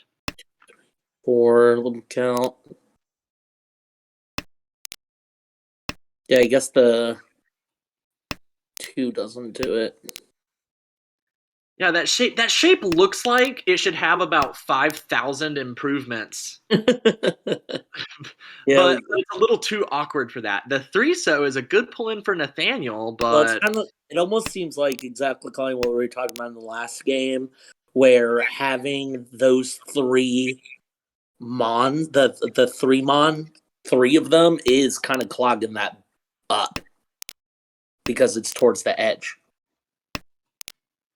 And it looks like they're going to have one more chance to get it. They are going to see the final tile, but it is not the one they need. So Hanamante just going to take a clean 3,000 from those payment. Yeah, no 10 payments. Which you're perfectly happy with if you're Hanamante. Right. For sure. And this is the first Homba on the table, but not a repeat yet. Unfortunately, that's not an ideal hand to have as dealer. Kind of slow. There's so many terminals and honors to get rid of. The only Yaku you can kind of imagine is Chanta. Right. Yeah, but is it going to dream about that? He just gave that up. I guess, but the optimist in me says, when you've got a hand that far away, just about anything's going to make it better. So look at that, like already drawing the green dragon. Yeah, Aaron, on the other hand, is currently Ishan 10 for Suanko. So that's a fun little side note. Yep, and once again, these shapes are across the table there in West. I'm liking that shape. That could turn into several things up there. Ooh, Aaron Greeting did not call the pawn on the 8-so, even though that would confirm Toy Toy. Is really holding out for the valuable hand here. I imagine if we see any more 8-so or 9-so discarded, that it will not get passed again. Or 5-mon. Right. And we're about to finish with the first row, and that's a good draw. Yeah, fantastic draw. Hanamandre perhaps going to have the chance to build the Sansoku, but Aaron, after not calling pawn on the 8-so, has Suanko Tenpai. And this is actually something that we saw Aaron do in the Beta League. When Aaron won that Daisangen, the first Yakuman of the league, he had an opportunity to win that hand earlier and passed the Ron to greed for the Yakuman, and perhaps we might see that same magic work again here. I mean, there's a decent chance that 8-so comes out from East. Yeah, we're really gonna probably need it to become Suji. A 5-so might need to be discarded because the problem is that 8-so is just so helpful to Hanamandre's hand. Yeah, because it confirms the Sanshoku. So that is Sanshoku Dora 3 with the Green Dragon. Wow. So that 8-so is totally locked up. Yeah. But we don't see any 5-mon. All of the 5-mon are still in the wall.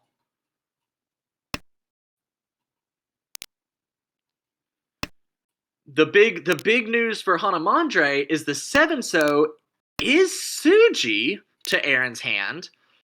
So if Nathaniel decides to Mawashi in some sort of way, or is trying to fold against Aaron, might unwittingly discard into this very deadly dealer Mongon that we have.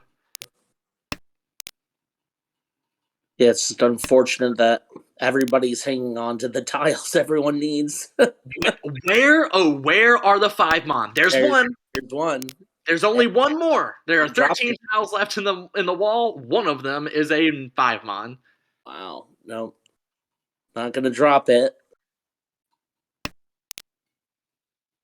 Let's see if they Is concerned about that south. Oh, and there's the 4th 7-so. There it is. Wow. I would have really loved to see a con of that, not because it actually adds anything to the hand, but just because it's funny. Just because then you're dealer and you're like, oh. You're very sad. Yeah, you're just like, well. And there's the final 5 mon. There it is. Wow. Yeah, so I guess everyone is gonna sync together here. Yeah, we're likely to just go to exhaustive. Now, I wonder if we see there's no one tile past the Tenpai for Nathaniel, so no con. Might have been worth it just to keep dealer from having another draw, but as it turns out, Nathaniel no 10, everyone else Tenpai. A lot of danger avoided there. A dealer Mongon, and more notably a non-dealer Yakuman. Yeah, no, I mean you see him call those green dragons, and that's very scary. But here we have another hand that's not starting looking too great. Although the possibility of a 1-2-3 Sanshoku, which incorporates the 1-so Dora, is pretty nice for the value of Hanamandre's hand. It's and this is a hand that you could also go Chanto with. Yes, although it does require discarding a lot of 5s, which always hurts my soul. Across the way, though, Aaron has another interesting hand. Has just gotten the Pawn of the Wests and also has the Haku in hand. So a lot of callability to really speed this along. And with 2 Riichi sticks and 2 home buttons, there's a lot of incentive to do so. Yeah, the 8 Mon there was a good discard. And even, neither, so we've got 2 players that are starting with Dora in their hand. The other 2 have, not anymore. He just pitched the 3, but everyone's kind of close to Dora too. You draw a 1 and then. Yep. All right, and Aaron making a sideways improvement. Calls the 3-4-5 mon to get rid of the 9 mon. So turned a Kanchan weight into a Ryanman with that call, and is now perfect Ishanten. Very nice. And there it is. There it is. Yeah, takes the Champon. This makes sense. Taking the higher value weight. Oh, one of those. Yeah, this Haku could easily come out. One of those has got. Oh, wow. But maybe he sensed the danger. Yeah, with 2 calls like this, right? Not his. You do feel like Aaron might be Tenpai. Right. Another. Okay. I think the death tile for Hanamandre is the 2-peen. You got 5, 6, 7, 4, 4, 7, 8. A 2-peen or a 3 mon's gonna make it a lot. Well, there's the 7-so locked into hand. Yep. So we know that, but eventually, if the hand keeps developing this way, and luckily, maybe I don't know if the hand is going to continue to develop in a way where he's going to have to make a difficult decision, but we might see a Chi here. Chi. And now the Haku has to be discarded. That has to be. Oh no. 46. Yeah, just a two-Han hand, but that 2,000 point hand became 4,600 thanks to the 2 Ricci sticks and the 2 Homba. So that 4,600 doing a lot to help Aaron's position. Yeah, and now we're in South, which is so the game's moving along. Lots of points changing in this game too. Oh, look at that East. If I was East, I would be very happy right now. Yeah, having 2 Yakuhai as dealer is always beautiful. Christian with a nice little hand here. The only thing Christian's missing is the Dora 9-pin. I mean, this hand could actually even become Chanta according to what you draw over there in the Manzu, or if you draw. I mean, if you draw the East or the North, you could make this Honitsu Chanta. Mm-hmm. And is leaving that option open by discarding the 4-mon there. What do we got? 6, 7, 2, 4. The there it is. Oh, there! Wow. Bye, 8-mon. We don't need this you. point, yeah, you go for the half flush, and wow, that's so pretty. That is so pretty. Yeah, I mean, this hand could absolutely crush half flush, East, South, Haku, Chanta. Oh my gosh. But now the question is, does he get the top? People. Will he be able to be the first to Tenpai? Nathaniel across the way has a very neat little hand. It is not that close to Tenpai, but could create a 6-7-8 Sanshoku and does have 2 Dora in hand. So Nathaniel might have a hand worth fighting with. However, Hanamandre is going to be the first to Tenpai here, calling Ricci. Has this 6-9 so wait for Ricci only. And I guess that'd be upsetting because now it's probably very unlikely that he gets any of the honors he needs. Yeah, you are really disappointed if you're a Christian here. Like, you gotta expect one of these to come out, right? Like, you tell yourself, like, okay, people are gonna hold on to the White Dragon in the South for a while, maybe, but like the East, no one needs that. Like, surely someone's gonna discard it to me. But on the right, Aaron has been hoarding every single one of them. Wow. And going for a call. Yeah, I think this is a good decision. That is good because, and it gets a dangerous tile out of his hands. So it was interesting though. I feel like if I was gonna call that 8-so, I feel like I would have go ahead and discarded the 3-mon just to leave the option for Chanta open. As long as I'm pushing, I do want to have more value. But this is the option that he created. He was able to wait for the 3-mon to become Tsuji, wait for it to become a little bit safer, and now has a very nice Ishanten. It's not going to be Chanta, unfortunately, but winning the hand is more important than your value overall. Right. And there's the Haku. There it is. Very and there's nice. Tenpai. So we have Haku, half flush, and one more guaranteed. Although not meant to be. Yeah, not meant to be. And then it's just one of those things you feel bad, and that's it. You're like, what can you do? It was interesting to see the South player be so defensive. Yeah, Aaron never relinquished any of those honors and is drawing 2 Easts here. Does not currently have any of the Dora 2-mon to increase the value of this hand, but we'll see where it goes. Might hold on to, as we've seen Aaron do, might hold on to the Haku. However, very quick reach. Yeah, Nathaniel with a very fun 3-sided weight. That North is almost certain to come out of Christian's hand at some point. The 4-pin, the 7-pin, and the North all winning tiles for Nathaniel.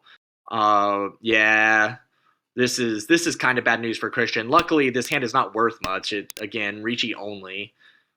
But it is just advancing the game along pretty quickly. And if you're a Christian, if you're East, you're the one that's down, you want to keep your dealership.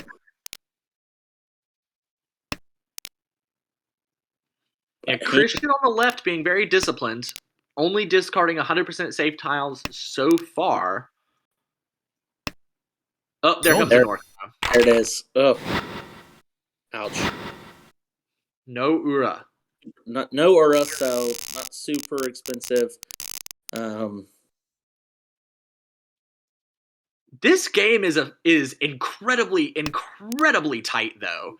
Yeah, I mean, no one is insulated from a really big hand.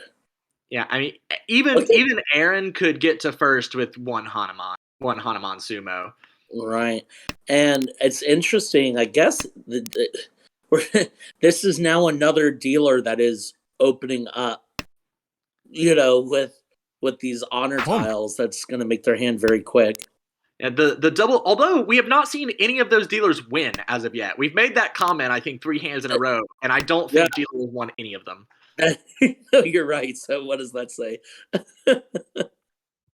but Nathaniel has very good shapes. Oh, and that 5 mon. That 5 is nice. And what do you do? Do you discard the 3-so or the 6-peen here? I think you have to go, or the 3 mon, I suppose. Yeah, at this point you start thinking what sticks. I probably would have pitched the 3 mon because at least you'd still have the 3/5 so weight. It's an inside, but better than. Oh, that's nice. That's nice. That's ready. Yep, and we'll get a second Han winning on the tune. But is sitting at 1 Han currently. We see an absolute slew of Pinzu tiles in Aaron's hand. Aaron has yet to win one of these hands, but has had a lot of incredibly high-valued hands over there on the left. Right. And, well, if you think, do you, being down, start pitching those so and just, go for the full flush? You do cry a little bit when you sort of commit a little harder to that full flush, and then right after you do, you see Nathaniel pitch the 3-peen, which you desperately need in hand. Right. Oh, but I bet we see a call here. There it is. Chi. 1, 2, 3, Chi. Yep. Now you got 4, 5, 6, 7, 8, 9, 7, 8. Yeah, taking. That was. So now we're at a. What is that? A 7 would finish that? A 6/9. A 3, a 6, or a 9. However, only the 9 is Yaku because that gives a pure straight. The 3-peen and the 6-peen does not give Yaku.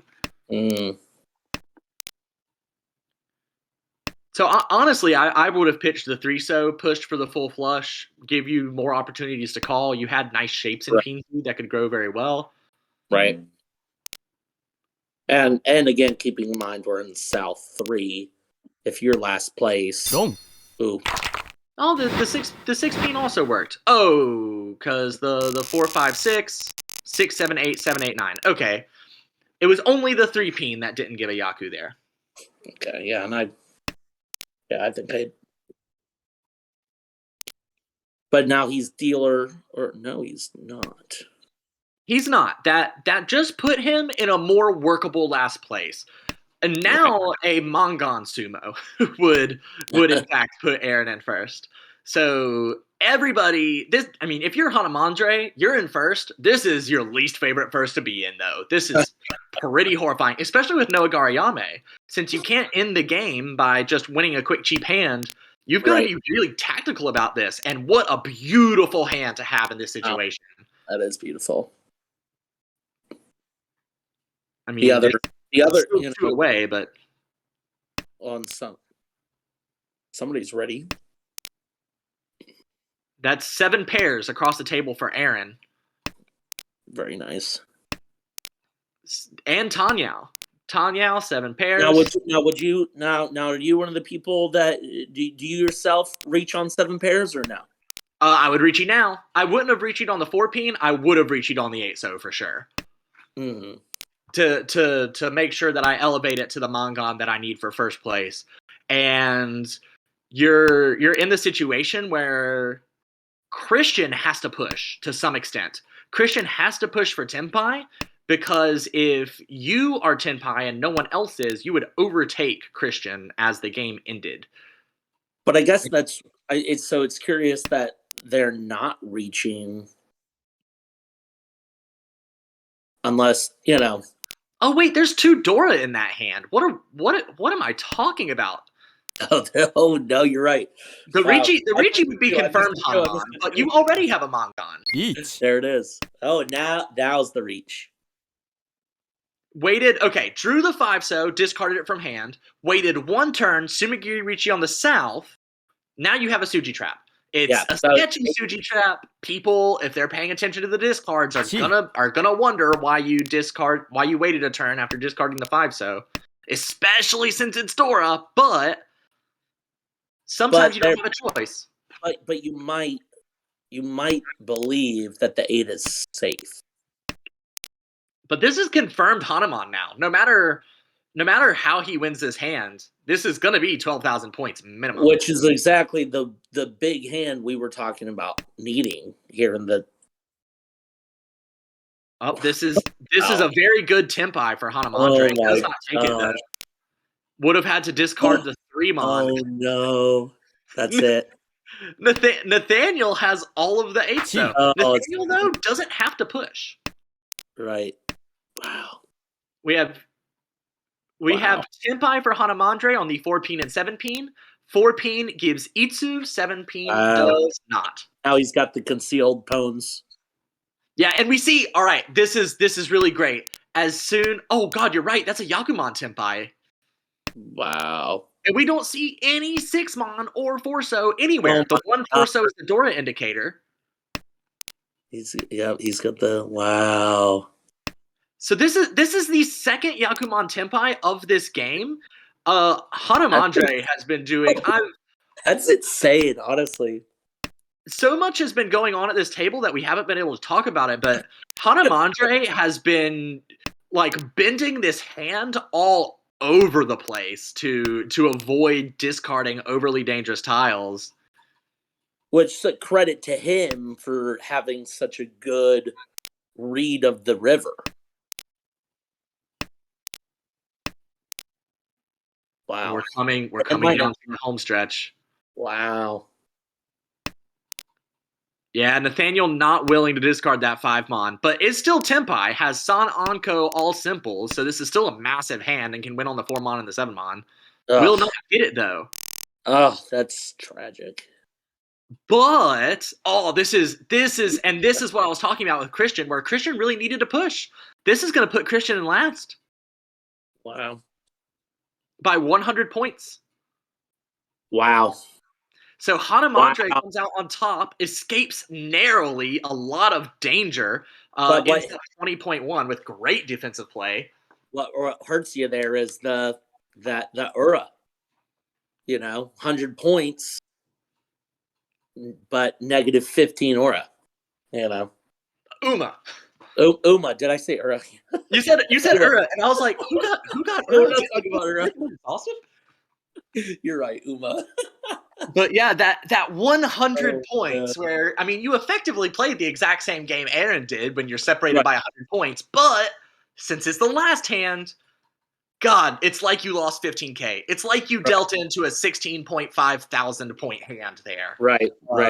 So that really hurts. Oh boy, that was a round.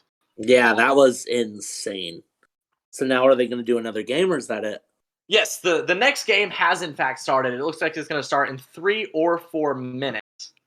Okay.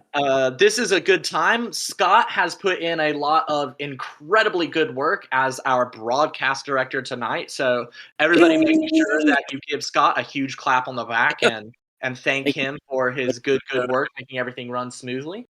Yes, thank you. The man. Okay, so a clarification. So Hanamandre got the Hanamandre, Tenho says that Hanamandre got 20.1. But our standings show that Hanamandre got 19.1. That is because Ricci sticks in the ARML die when the game ends if it goes to exhaustive. Tenho gives the Ricci sticks to first place. In the ARML, those Ricci sticks just evaporate into the void. So if you notice, if you add up the ARML scores, they are not actually going to add up to plus minus 0 for that reason. Mm-hmm. So thank you very much for pointing that out. Or wait, someone pointed it out in the chat, but I'm just realizing it wasn't pointed out in the public channel. So it sounded like I was thanking myself for pointing it out, which is kind of whack. Since we have just a moment here before the next game starts, I do want to point out that all 4 of these players have almost identical win percentages, almost identical call rates. It is only Deal-In and Ricci where these players are truly separated, at least for the stats that we can see. And they all seem to be really defensive players, just based on what we saw that game. Now, I am curious how Christian ended up with that 17.5% Deal-In, given, I mean, he's played good defense here. Probably just pushing. I mean, that's 23.8 is a very high win percentage as well, or Right. at least it looks high to me. I mean, those are Korak numbers. The kind of the 6% split between win and Deal-In is very Korak-esque, where you're trying to win a bunch and win big, and you don't really care if you deal in a bunch as long as you're not dealing in big. Right.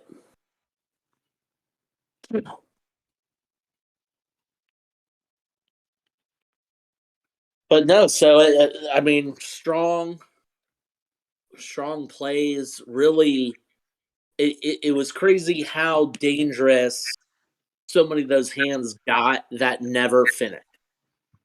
Right. There were some absolute horror shows that nobody won. I know, and so like you almost like I wonder if everyone at the table is walking away just a little like snapping their fingers, like oh, like if only. Yeah, the biggest hand was the Mongon in East 1. Right.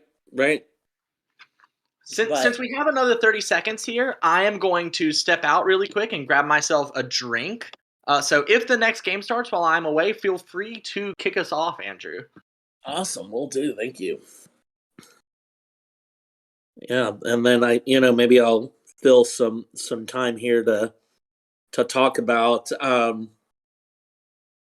some little tidbits of information I learned. Aaron is he is out of the OC Mahjong Club, and he's actually their founder and president. And like we had mentioned before, Andre and Christian are both out of Ricci Nomi NYC. Andre is a pretty prolific player. He was top 8 in the 2020 Rochester Open, and he finished 3rd in the Ricci Nomi series. So I mean, and then finally got Nathaniel. He's out of the Decamore Ricci Mahjong Club in Illinois, self-proclaimed Pinfu addict. And he competed in the 2021 IORMC. His Team USA finished 2nd in the finals, which is pretty exciting. So everyone at this table almost has some accomplishments under the belt. And here we are now in East 1, looking East, starting with 2 Easts. I mean, you love to see that. I mean, this whole table is whack. Christian's got the double East to start. Meanwhile, look at Aaron's hand. Yeah, with the triple white dragons, and then you got green dragons across. The advantage being here, South can just keep their hand closed now, which makes it even sneakier. Yeah, and both Aaron and Hanamandre are currently incorporating the Dora 8-pin into hand, so a lot of potential value here. Aaron, as we've seen so far, is really pushing the value on this hand, committing kind of full stop to Chanta here. Right. And so, and even you look at that discard, that discard of the 3, 2, 3, 4, 6. It's an interesting shape. リーチ And reaching though, it Yep. paid off with that draw. He Yep, drew. waiting on E7 peen. Wow, nice early. You like the early reaches. You've got that hidden Yakuhai reach, and you're waiting on Dora this early on. There's a good chance you draw it yourself. You're probably not going to see it come out, but this early you could draw it yourself, and that's. I do admit though, this is not a hand that I would have reached. With just the waiting on the one inside tile. ポン Yeah, not It since, being Dora. since it can win Dama. I would have just stayed Dama unless I upgraded my weight. Meanwhile, Nathaniel has opened up against this Ricci for an all simples, can win on the 3-so or the 6-so. Has a chance here to change. Yeah, same weight, but discarding the slightly safer 7-so. スモ East is bigger. Oh, there it is.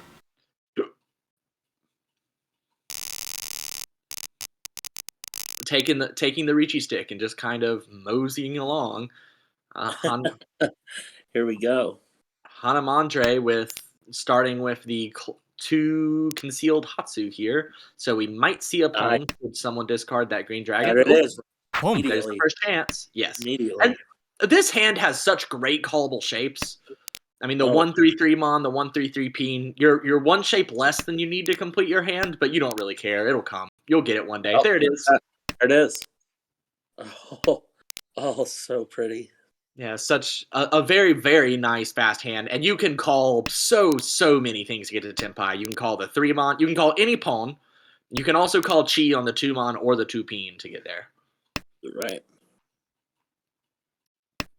Around the rest of the table, though, nobody has the Dora 1-so. One has been discarded by Christian, but no one else has even pulled it into their hand as of yet. And that was such a quick discard as well.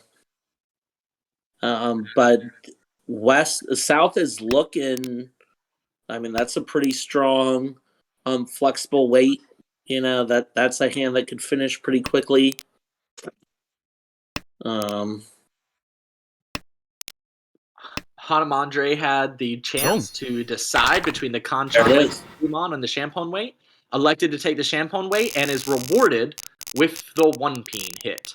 Nice. So we have not seen many Rinchan today at all. Like at any of the tables we've watched, they've all just kind of blitzed along. Right. And so there we have a rare dealer win for the day, although it's not very big. This table's still very much very close. Yeah. This hand looking very pretty. Those mon shapes especially are beautiful. So the so tiles need a little bit of help, but you know, you'll take one bad suit for one fantastic suit. Sure. And you just drew Dora. That's nice.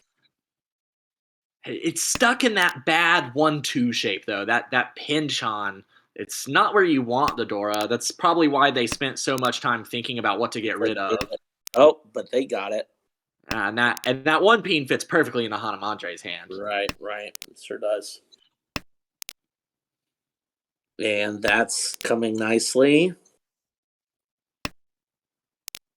Another 2-peen draw, which again, if you're Nathaniel, I mean, I'm not super psyched to see that because I mean, if you draw a third 2-peen, well, like what do you do now? Nice. Dora pair for Hanamandre. Yep, that could be your pair. This is Ishan 10. Yeah, so he just needs to draw a 5-so, 8-so, or a 4 or 9 mon. So lots of options. Yeah, the 4 mon and 9 mon I don't think would do it actually. Because we'd have 2 other pairs in hand. All right, and now we're entering into we've kind of bent everything around a little bit. Now Okay. the Monzu are going to be a little bit more helpful. There you go. I wonder if those souths might come out later as safe tiles. Or maybe you just hang on to it, going for the Itsu, maybe. Yeah, elected. Did Aaron? Oop. That's well, Okay. nice. This discarding the 8 mon would have been a perfect Ishanten. Although I guess this technically still is, because you can still accept the 4 mon or the 7 mon to get into Tenpai. It's just a really weird. It's just a really weird Ishanten. Yeah. Aaron was Aaron one away from the straight when Nathaniel discarded the 2 mon? Do you happen to have this information in your brain? Unfortunately, I do not. I just happened to notice when I pointed it out that he was Itsu, if that's any indication, or that he was going for the Itsu. Not drawing very many helpful tiles, which it's just kind of the one pain of Itsu, where Right. you feel really good, you've got a lot of Monzu, but they're all in complete shapes. Right. And then Nathaniel making kind of an awkward pull, drawing a third Forso and has to throw away a Pinzu shape. And we've Uh, got a reach, but that's that's a good draw. A chase reach. Yeah, so Christian is Uh, waiting on the 4-so and 7-so for Ricci, Pinfu, Tanyao, and Ipeko on the 7-so, while Hanamandre is Ricci, and- Pinfu, Dora 2, yeah, waiting on 4-mon and 7-mon. right. A two Dora hand, reasonably fast, but lots of minefields out there to avoid. Yeah.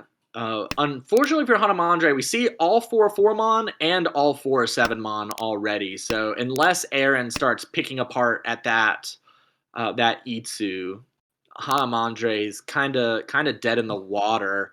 As for 4-so and 7-so, 3 of the 4-so obviously are in Nathaniel's hand. The final one being in the discard pool, and the 7-so are equally dead. So it almost. Oh, there it is.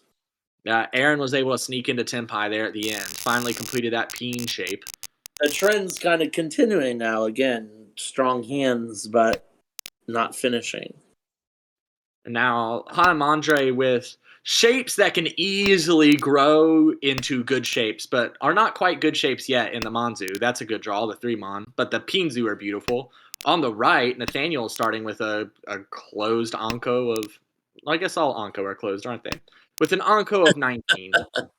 But I guess, that's why the points are so close. You've got actually East and West that are tied, and just because no one's dealing in. Everyone's really defensive at this table. This feels like a good time to point out when. Well, I'll point it out in a second. This is waiting a Tenpai waiting on the 5-so and 8-so. This is Ricci Dora 2. Oh, And an immediate chase yeah. for Chitoy Dora 2. Yeah, that 1-mon. I mean, it's not technically dead since Aaron has one in hand, but I mean, there's no way Aaron discards that. Yeah, there's going to be the sumo for Nathaniel. Nice. And that's Ura? One Ura Ooh. does not increase the value of the hand, though. Wow. Look at that was huge. That was huge. Yeah, that's kind of the biggest win of this table at all. I mean, we saw a Mongon win early on in the first Hanchan, but the Mongon Sumo taking away from everybody, Nathaniel really feels like he has a lot more distance than anybody else does. It's not as much as it really seems, because Mongon Sumos obviously are going to put anybody, at least within 2,000 of Nathaniel, but Or if they hit, Nathaniel. But Nathaniel this time dealt another really good hand, has a pretty nice little shot at Itsu in the So tiles, but not great shapes otherwise, although that 6-mon helped. Well, you've got the excuse me, you got a lot of things that would stick, it looks like. The 5 pin looks like it's out there by itself, but I mean you think about the possibilities, it sticks to Dora. What else we got going on? Hanamandre maybe building a show sushi? Well, not anymore. 2 Wests have been discarded and 2 Souths have been discarded. Sad days for small wins. Does now have 4 pairs, so doesn't care about Chi Toy though. Immediately discarding the 8-bean. Well, depending on how it goes, I mean that could easily be a half flush. There we see the North call, and doesn't have to commit to the half flush with that since he is North. Right. But very well might. Meanwhile, Nathaniel has gotten very, very good draws. As you pointed out, that 5-peen accepted the 4-peen, is able to get rid of the 8-9 pinchon, and now Nathaniel's hand looking much, much better. Yes. Now you breathe a little bit easier, and you're like, okay, let's cover together. Yeah, is still 2 away just because it is lacking a pair.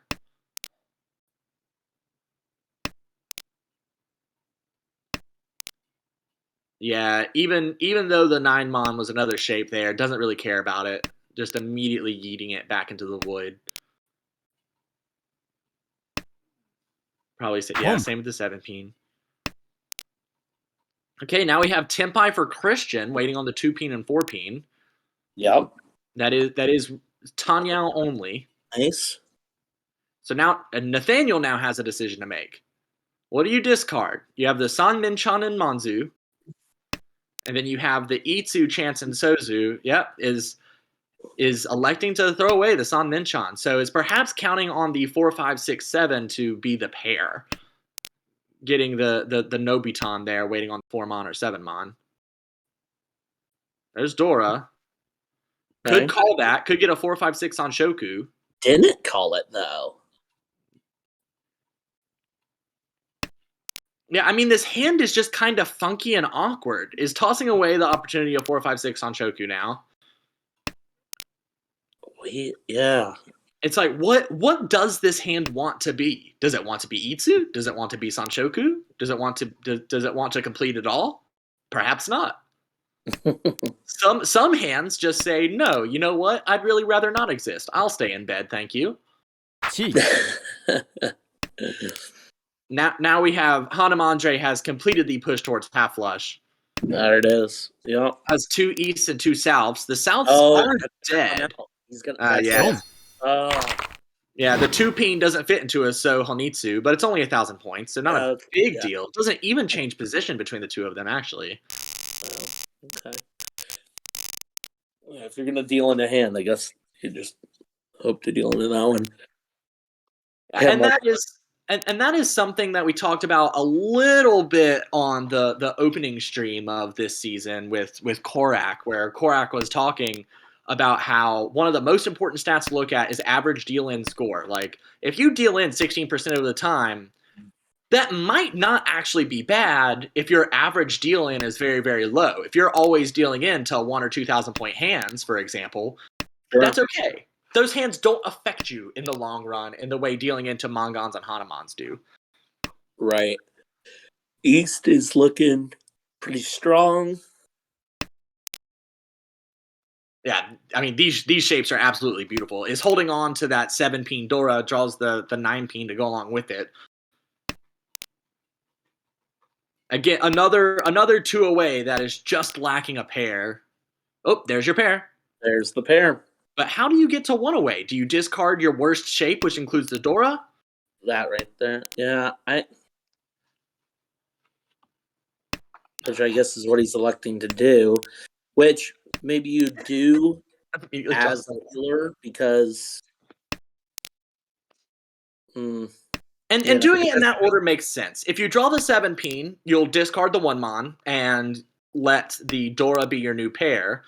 Right. But Pinfu is worth this. If you only have one Dora in hand, Pinfu's worth one Dora. Right. They're the same. So And now it- has a great perfect Ishanten. Right. Which comes down to speed. You can keep your dealership and potentially win, the next hand. That's just awkward. Yeah, Nathaniel also kind of had an awkward draw. Nathaniel is Ishanten, but had two Nobiton shapes. Had the 6, 7, 8, 9 pin and the 4, 5, 6, Look 7. at that through the feels bad. Life is suffering. It ended up drawing the second Dora. Yeah, so I'm like life is suffering.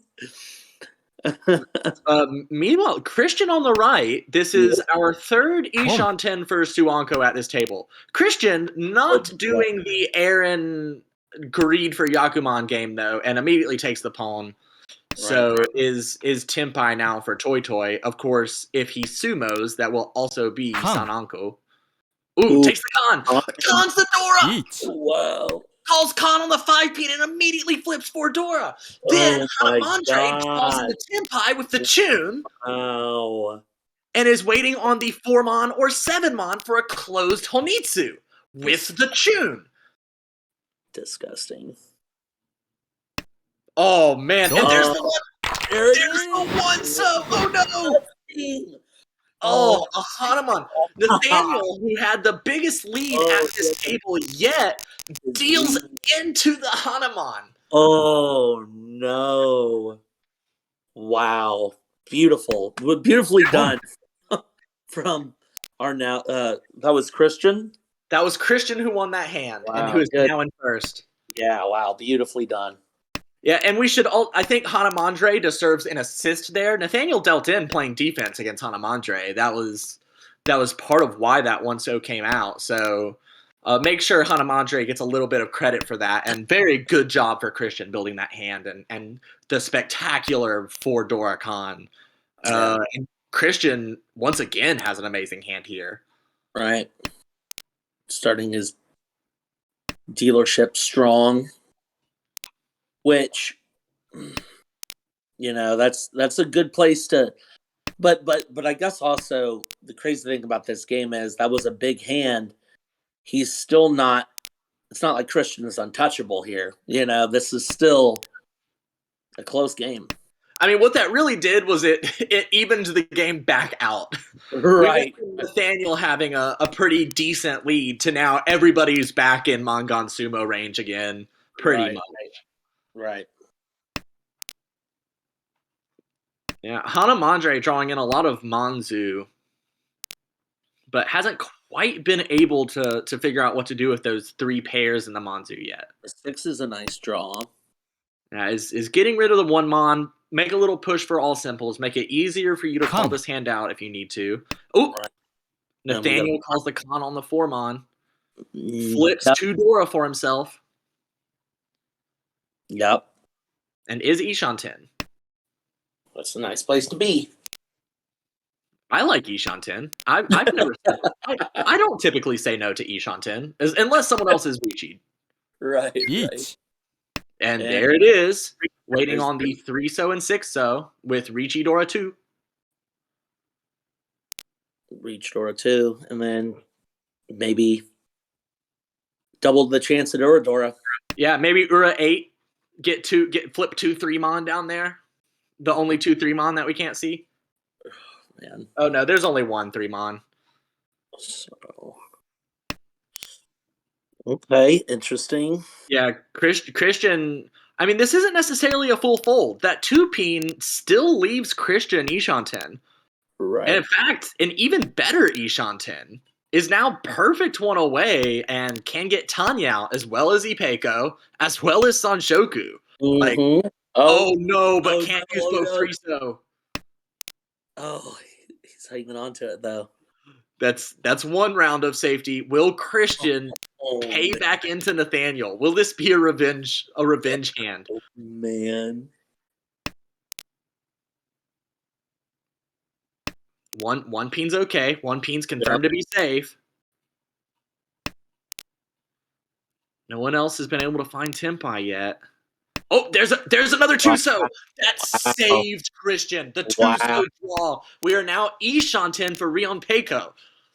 Wow. A hand that is rarer than 4 concealed triplets. What is going on at this table right now? I don't know. Dark magic. Christian could chi this. The Oh, 2-mon is God. safe.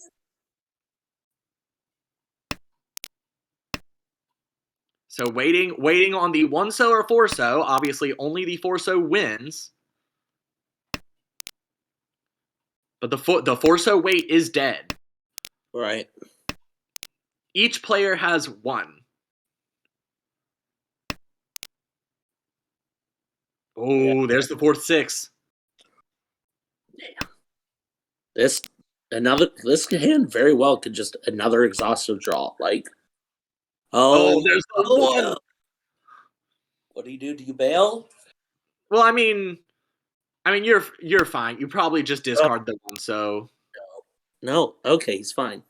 Yeah, because I mean, you can see a Kabe of the 2-so. So you Okay. see all 4 2-so, so that 1-so is really safe. Okay. Yeah, it was only showing up red because it was his deal-in tile. Gotcha. Silly me. All right. Whew. Another repeat. Boom. Oh. Yes. What is this? What is we're not used to this table getting rich, huh? Hanamandre immediately cashing in on the Hatsu. No Dora in hand, no real value to speak of. Not even really shapes to speak of that much, although the 3-peen draw helps. So Hanamandre is just like, hey, I'm kind of tired of this. I just want to get a win and get to my dealership already. Christian hand needs some help. We are in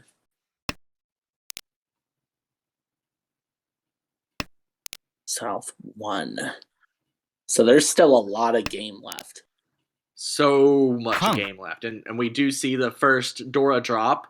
Really? And now Hanamandre there have been a lot of cons at this table. And that con in particular gives Christian, the dealer, 3 Dora with the 9-mon here. Yeah. Oh, and then draws into the Kanchan. Wow. This hand growing. Wow. Boom. But he's going for speed here. Yeah, there's Tempai waiting on the 6-mon.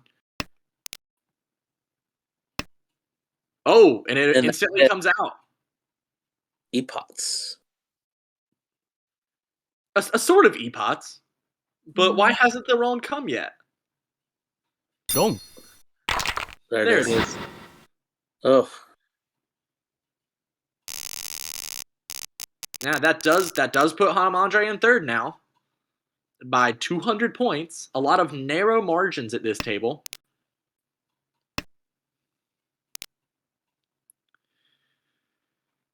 Hanamandre has a hand that could become Chanta. That might perhaps be the best shot at value, but really just needs to draw more shapes. Get to Tempai, start chasing, just start chasing hands, get yourself a win. Try and pile on here. On the right, we've got Nathaniel with now Ishanten for Chitoy. 1, 2, 3, 4. Yep, 5 pairs. Ishanten for Chitoy. But nice. Aaron has a Champon weight on the Tuso and the Chun for Ricci Dora 1. And winning on the Chun would be another Han.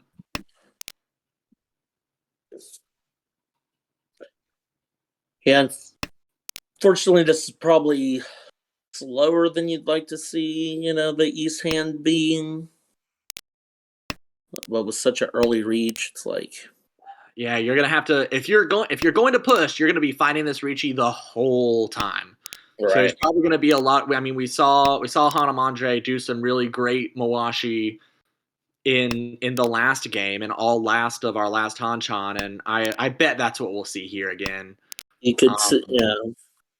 Now the nice thing is you've got. Ooh, there's the chase.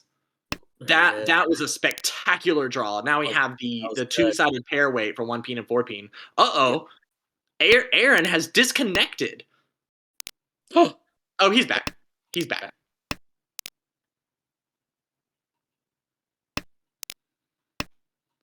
It is worth noting that Honor Shanpong has about the same win rate as a Ryanman.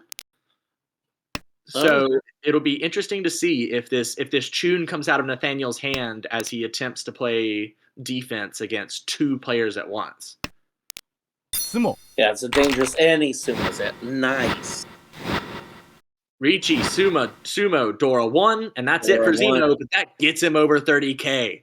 So now we Nice. have two players above 30K, two players below, and Aaron in tenuous second place here, but second place nonetheless. Nathaniel, our dealer, has not great shapes. One Dora, that's fun. Right, but But it's not unfortunately, connected. yeah, not connected, and it's a lot of. Oh, that's not bad. That's a good draw. That's a nice draw. Yeah, this is a hand that really needs to be sped up with calling if it's to get ready, especially racing Christian across the table who has a pair of Chun and a pair of Norths. Right. Could easily make that a Honitsu with Dora. Yeah. Oh, there's the 9. And there's, so probably going to go for a half flush. Yeah, so Christian miles ahead of Nathaniel in finishing this hand. And there's Tenpai waiting on the 6-pin. Ooh. So that's Honitsu, Chun, Dora 1. You've got Dora, half flush.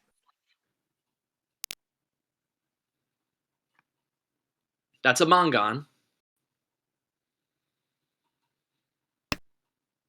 And you don't really look Tenpai yet. No. You haven't discarded any Pinzu. You just have the one Chun call. You're still discarding middle tiles from the simple suits, although that Forso was Sumo Giri, of course. But I mean, I'm a very defensive player, and I'd probably still be willing to discard Pinzu at this point. Right. Yeah, no, I mean it just came together pretty early. Yeah. Now we're getting to the second row, and then, in a couple discards that maybe you're starting to worry. We'll see how Hanamandre's hand progresses, because currently both 6-pin cannot be used. So we could see a 6-pin pretty naturally flow out of his hand. Right.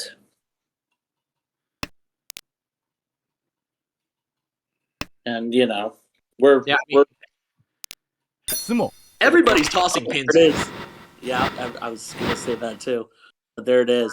Wow. Oh god, that's massive. Insane. Wow.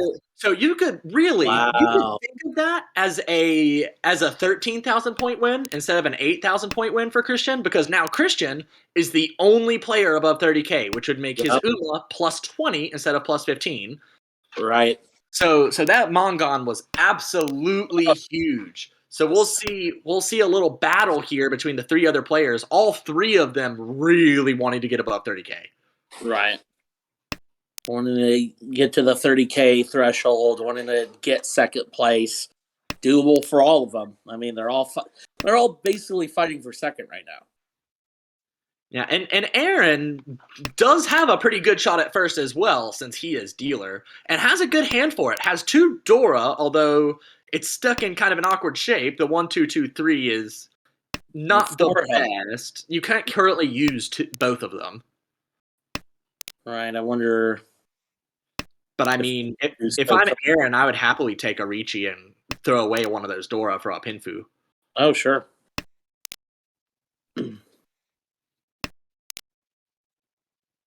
Or I would even toss it now for the perfect one away. Yep. Each. That's a There's draw. There it is. 3-pin, 6-pin. Do you think anybody pushes against this? I mean, I think we're about to find out. I guess we got to see what these discards do. I think everyone at this table has been so defensive thus far, but this is the final hand.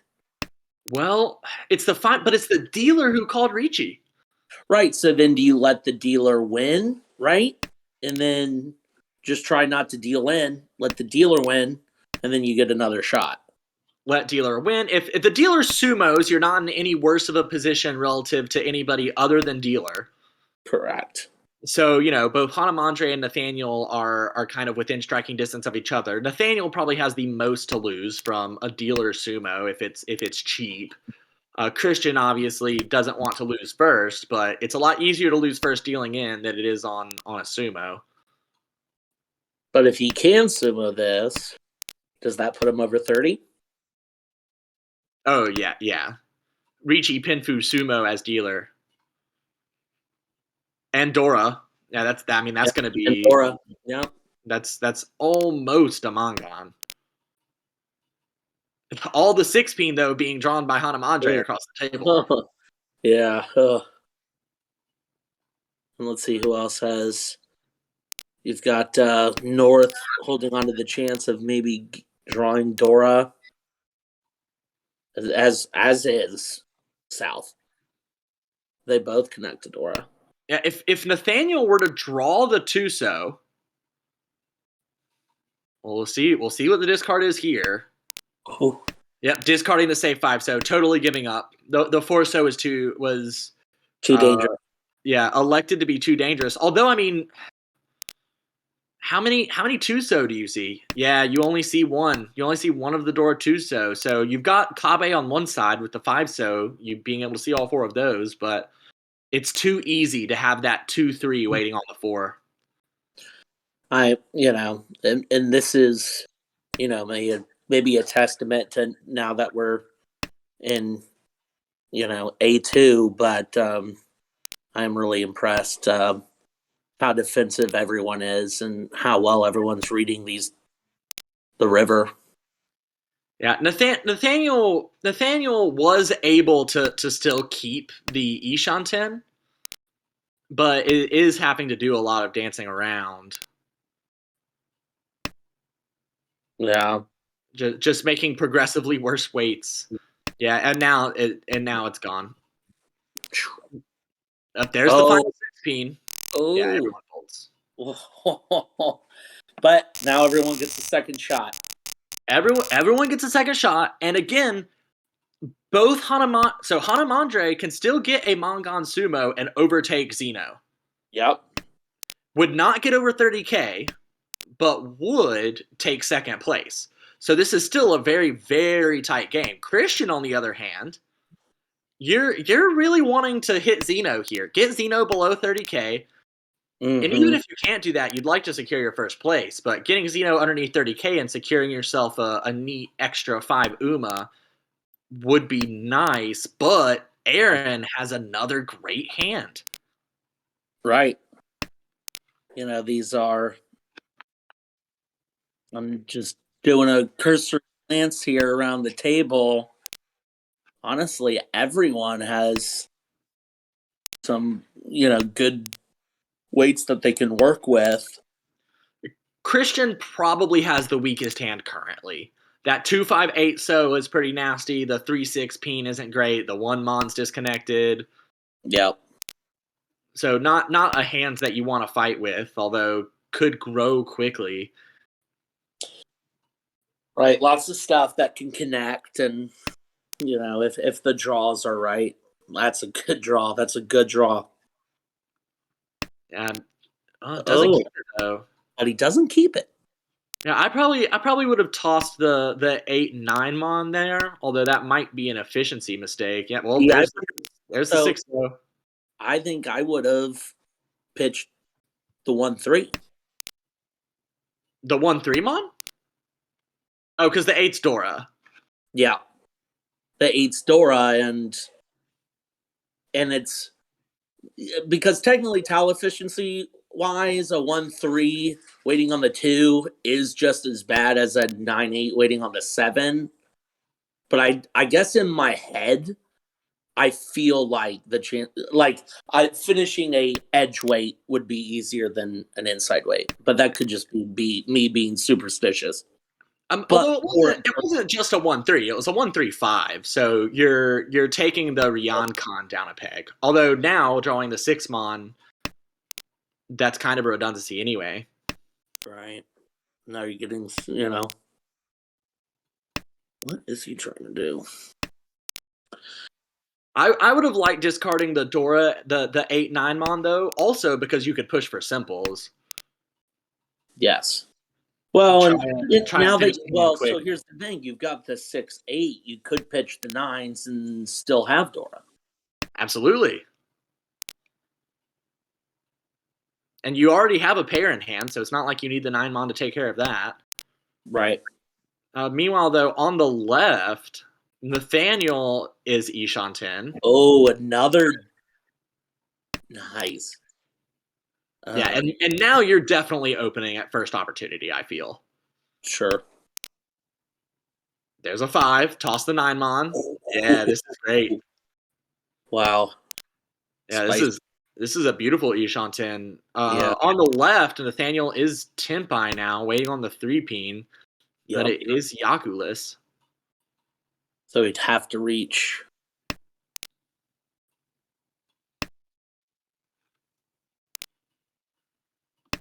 Man, I do wonder, do you call Ricci? 1 It doesn't help you if Zeno goes below 30k because you have -5 either way. Zeno, though, opening is now Tenpai waiting on the 8 mon and 4-peen. That's a nice wait, though. You know, you're thinking to yourself, it's not likely anyone's going to drop Dora, but you're looking at the discards, not seeing. You know, they're either in someone else's hands, and you're not going to get it anyway, or you're going to draw it yourself. Yeah, I mean, you see 3-3-peen and you see 3-5-peen, so it's really hard to use that 4-peen right now. Right. Oh my gosh. Granted, the only 4-peen in hand is being used with the last 5-peen, but it just be like that sometimes. But and everyone's getting another shot now too, though. Yep, Christian's lead dwindling ever slower. Aaron, another fantastic hand. Oh, disgusting. Oh, what a great 2 away. Wow. Yeah, no one else has the speed to compete with Aaron at this current moment. Although Nathaniel could start opening that hand if with a hard push towards Honitsu. Those first 2 draws really helped. Absolutely. Is really thinking about whether to drop the 6-peen or not. 1 And does. And it immediately gets called. I mean, I think that makes a lot of sense. Yeah. When you have 2 Yakuza like this, I don't even consider that Otozuke. No, and I guess do you go for it because you've got the 1, 2, 3 finished, so maybe you only call, you know. I guess he's not going for a half flush. 1 I mean, you could, though. If the green dragon comes out, call it, discard a Sotile. If the red dragon comes out, you could always discard it and go to a pair weight and hope you get it. Oh, no, the 8 so deals in. Oh, the 8's got to go out. Oh, no. Oh, no. And this would be That'd be Ricci, Ikatsu, Dora, Mifu. Oh, and evades it. Woo! Oh God, that was such a good play, Aaron. I'm so proud of you. That was very defensive. Oh yeah, I mean that puts him in last place.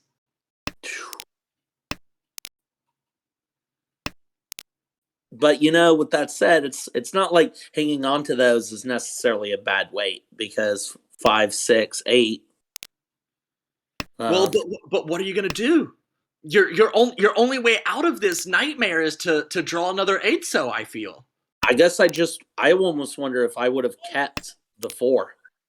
Oh, there we go. Discarding the Hatsu now. Oh, but you're also in an awkward situation where if now you need this is good. If Hanamandre is the only person Tenpai, you only lose 1,000 points. You're still above 30k, so you're okay with that. There's no reason for Christian to push. Christian's going to play safe. Nathaniel's the only person you're worried about here. Mm-hmm. If Nathaniel's also Tenpai, then you're drugged below 30k. So off that's safe. Still has that green dragon that'll be safe anytime. 1 Oh, there's the chi. I'll do a little bit of Mawashi here. Try to get into Tenpais. Try to salvage whatever you can. 5 peen still safe. Nathaniel gonna toss that. 1 peen, fine. Terminal Suji, always good. Oh, there Chinitsu. 1, 2, 3, 4, 4, 5, 6, 7, 7, 8. Waiting on the 8 mon. There it is. Wow. So Nathaniel Tenpai Wow. got the closed wait on the 8 mon, all of which we can. Nope, there's 1 in the wall still. We see 3 of them. Everything, but now this is your. Wow, that's so. And, oh yes, this is exactly what Aaron needed. That was a good. Oh my god. Oh no, but you have to discard the 6 mon. It's not perfect. The 6 mon. Safe. There's no 6 mon in the pond, and you see Nathaniel's going for a full flush. Oh no. Oh, the 6 mon. Oh no. Oh my gosh. Just wow. And we still get. Do you call pawn on the 5-so and discard an east? I think you just. I think he's playing it right. No need to take a risk. If he can get Tenpai, if he can keep Tenpai, he keeps his dealership. But Nathaniel has to bail. Nathaniel drew a Dora, so now Nathaniel had to bail on his second to last draw, forced to toss away the Chinitsu Tenpai. Oh no, you're totally. Oh, is he gonna throw it now? No! He kept it. He just needed to last one more round. No! Wow. The 4,000 point swing would have been fine for Nathaniel, but that deal-in put him in last. Oh. Wow. God, this table's been too much for me. That's been insane. Wow, what an insane game. Oh, and Christian, look at this. They're still tight. Look at the swing. You've got 27-8, then plus 6-4, then negative 6-9, and then negative 25-3. It's just a mirror. It's a wow. Yeah, that's actually a negative 8-9. It's kind of blurry on our screen. I'm sorry. We're kind of watching it double streamed, but it's not as bad as when we made Nathaniel think that he didn't make A2 because we were misreading negative. Oh, man. Oh my god. Wow, that is spicy table. Lots of, I think, a master class in not dealing it. All of them. Now I say that given the last hand, the final hand was a deal in, like right there at the end. But for the most part, everyone played very safe. Yeah, I mean, even that push was a push for Chinitsu.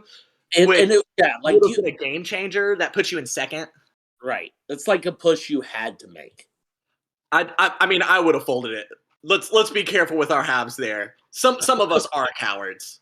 But I think it was a very reasonable push. I think no one can blame Nathaniel for what happened, and Aaron I think also just has to be commended for that absolutely spectacular play in that final hand. I would encourage anyone, if you are just hearing this, if you're tuning in at the end and seeing that we're kind of reaching our conclusion here, scroll through. Find the B2 games earlier were also incredible, very good games. These last 2 Hanchan that we watched, though, I think everybody needs to watch them. They were electric. The defensive play was incredible. The positional play was incredible. It was just so much fun watching these 2 games. These 2 games are why I enjoy, these are why I haven't quit Mahjong yet. I think every time I play, I'm like, I'm never going to touch a tile again. And then I watch games like this, and I'm like, oh, but it's so much fun. Right. Yeah, no, absolutely, and keeps exciting. And are they done here now? Though, is that it? Yes, they are done. We also have been streaming for almost 3 hours now. Woo, so I kind of feel like maybe I'm done. Yeah, maybe this is a great place to say goodnight, and once again encourage everyone to check out that A2 game, because that was sick. That was sick for sure. Any other concluding thoughts here, Andrew? No, I just think, this is only the first, this is week one. This is the first, table. And it's already shaping up. Like if things continue, if this first week has been a benchmark for this whole league, I think it's going to be an insane season. Yeah, I agree. I am incredibly hyped. Yeah. And with that, Andrew, thank you very much for broadcasting with me. Yeah, thank you. This was a lot of fun. So I Scott, hope. thank you Yeah. very much for running the broadcast for us and for all of our viewers. You're a hero, a saint. Thank you, Scott. And this thanks was everyone this for was, watching. and this was my first broadcast, but this was also Scott's first broadcast, and how excellent was that? So pretty smooth overall. Yeah, I'm sorry that the person you got stuck with to do your first broadcast was me out of all the people who have done one before. But No, I'm yeah, you know your stuff, so you made me breathe a little bit easier. I do think that will be all for us. Everybody, thank you for watching. Be sure to tune in next time. There are many games scheduled in the upcoming future, so keep an eye out. This is Ennui and the American Ricci Mahjong League signing out. Have a great night, everyone.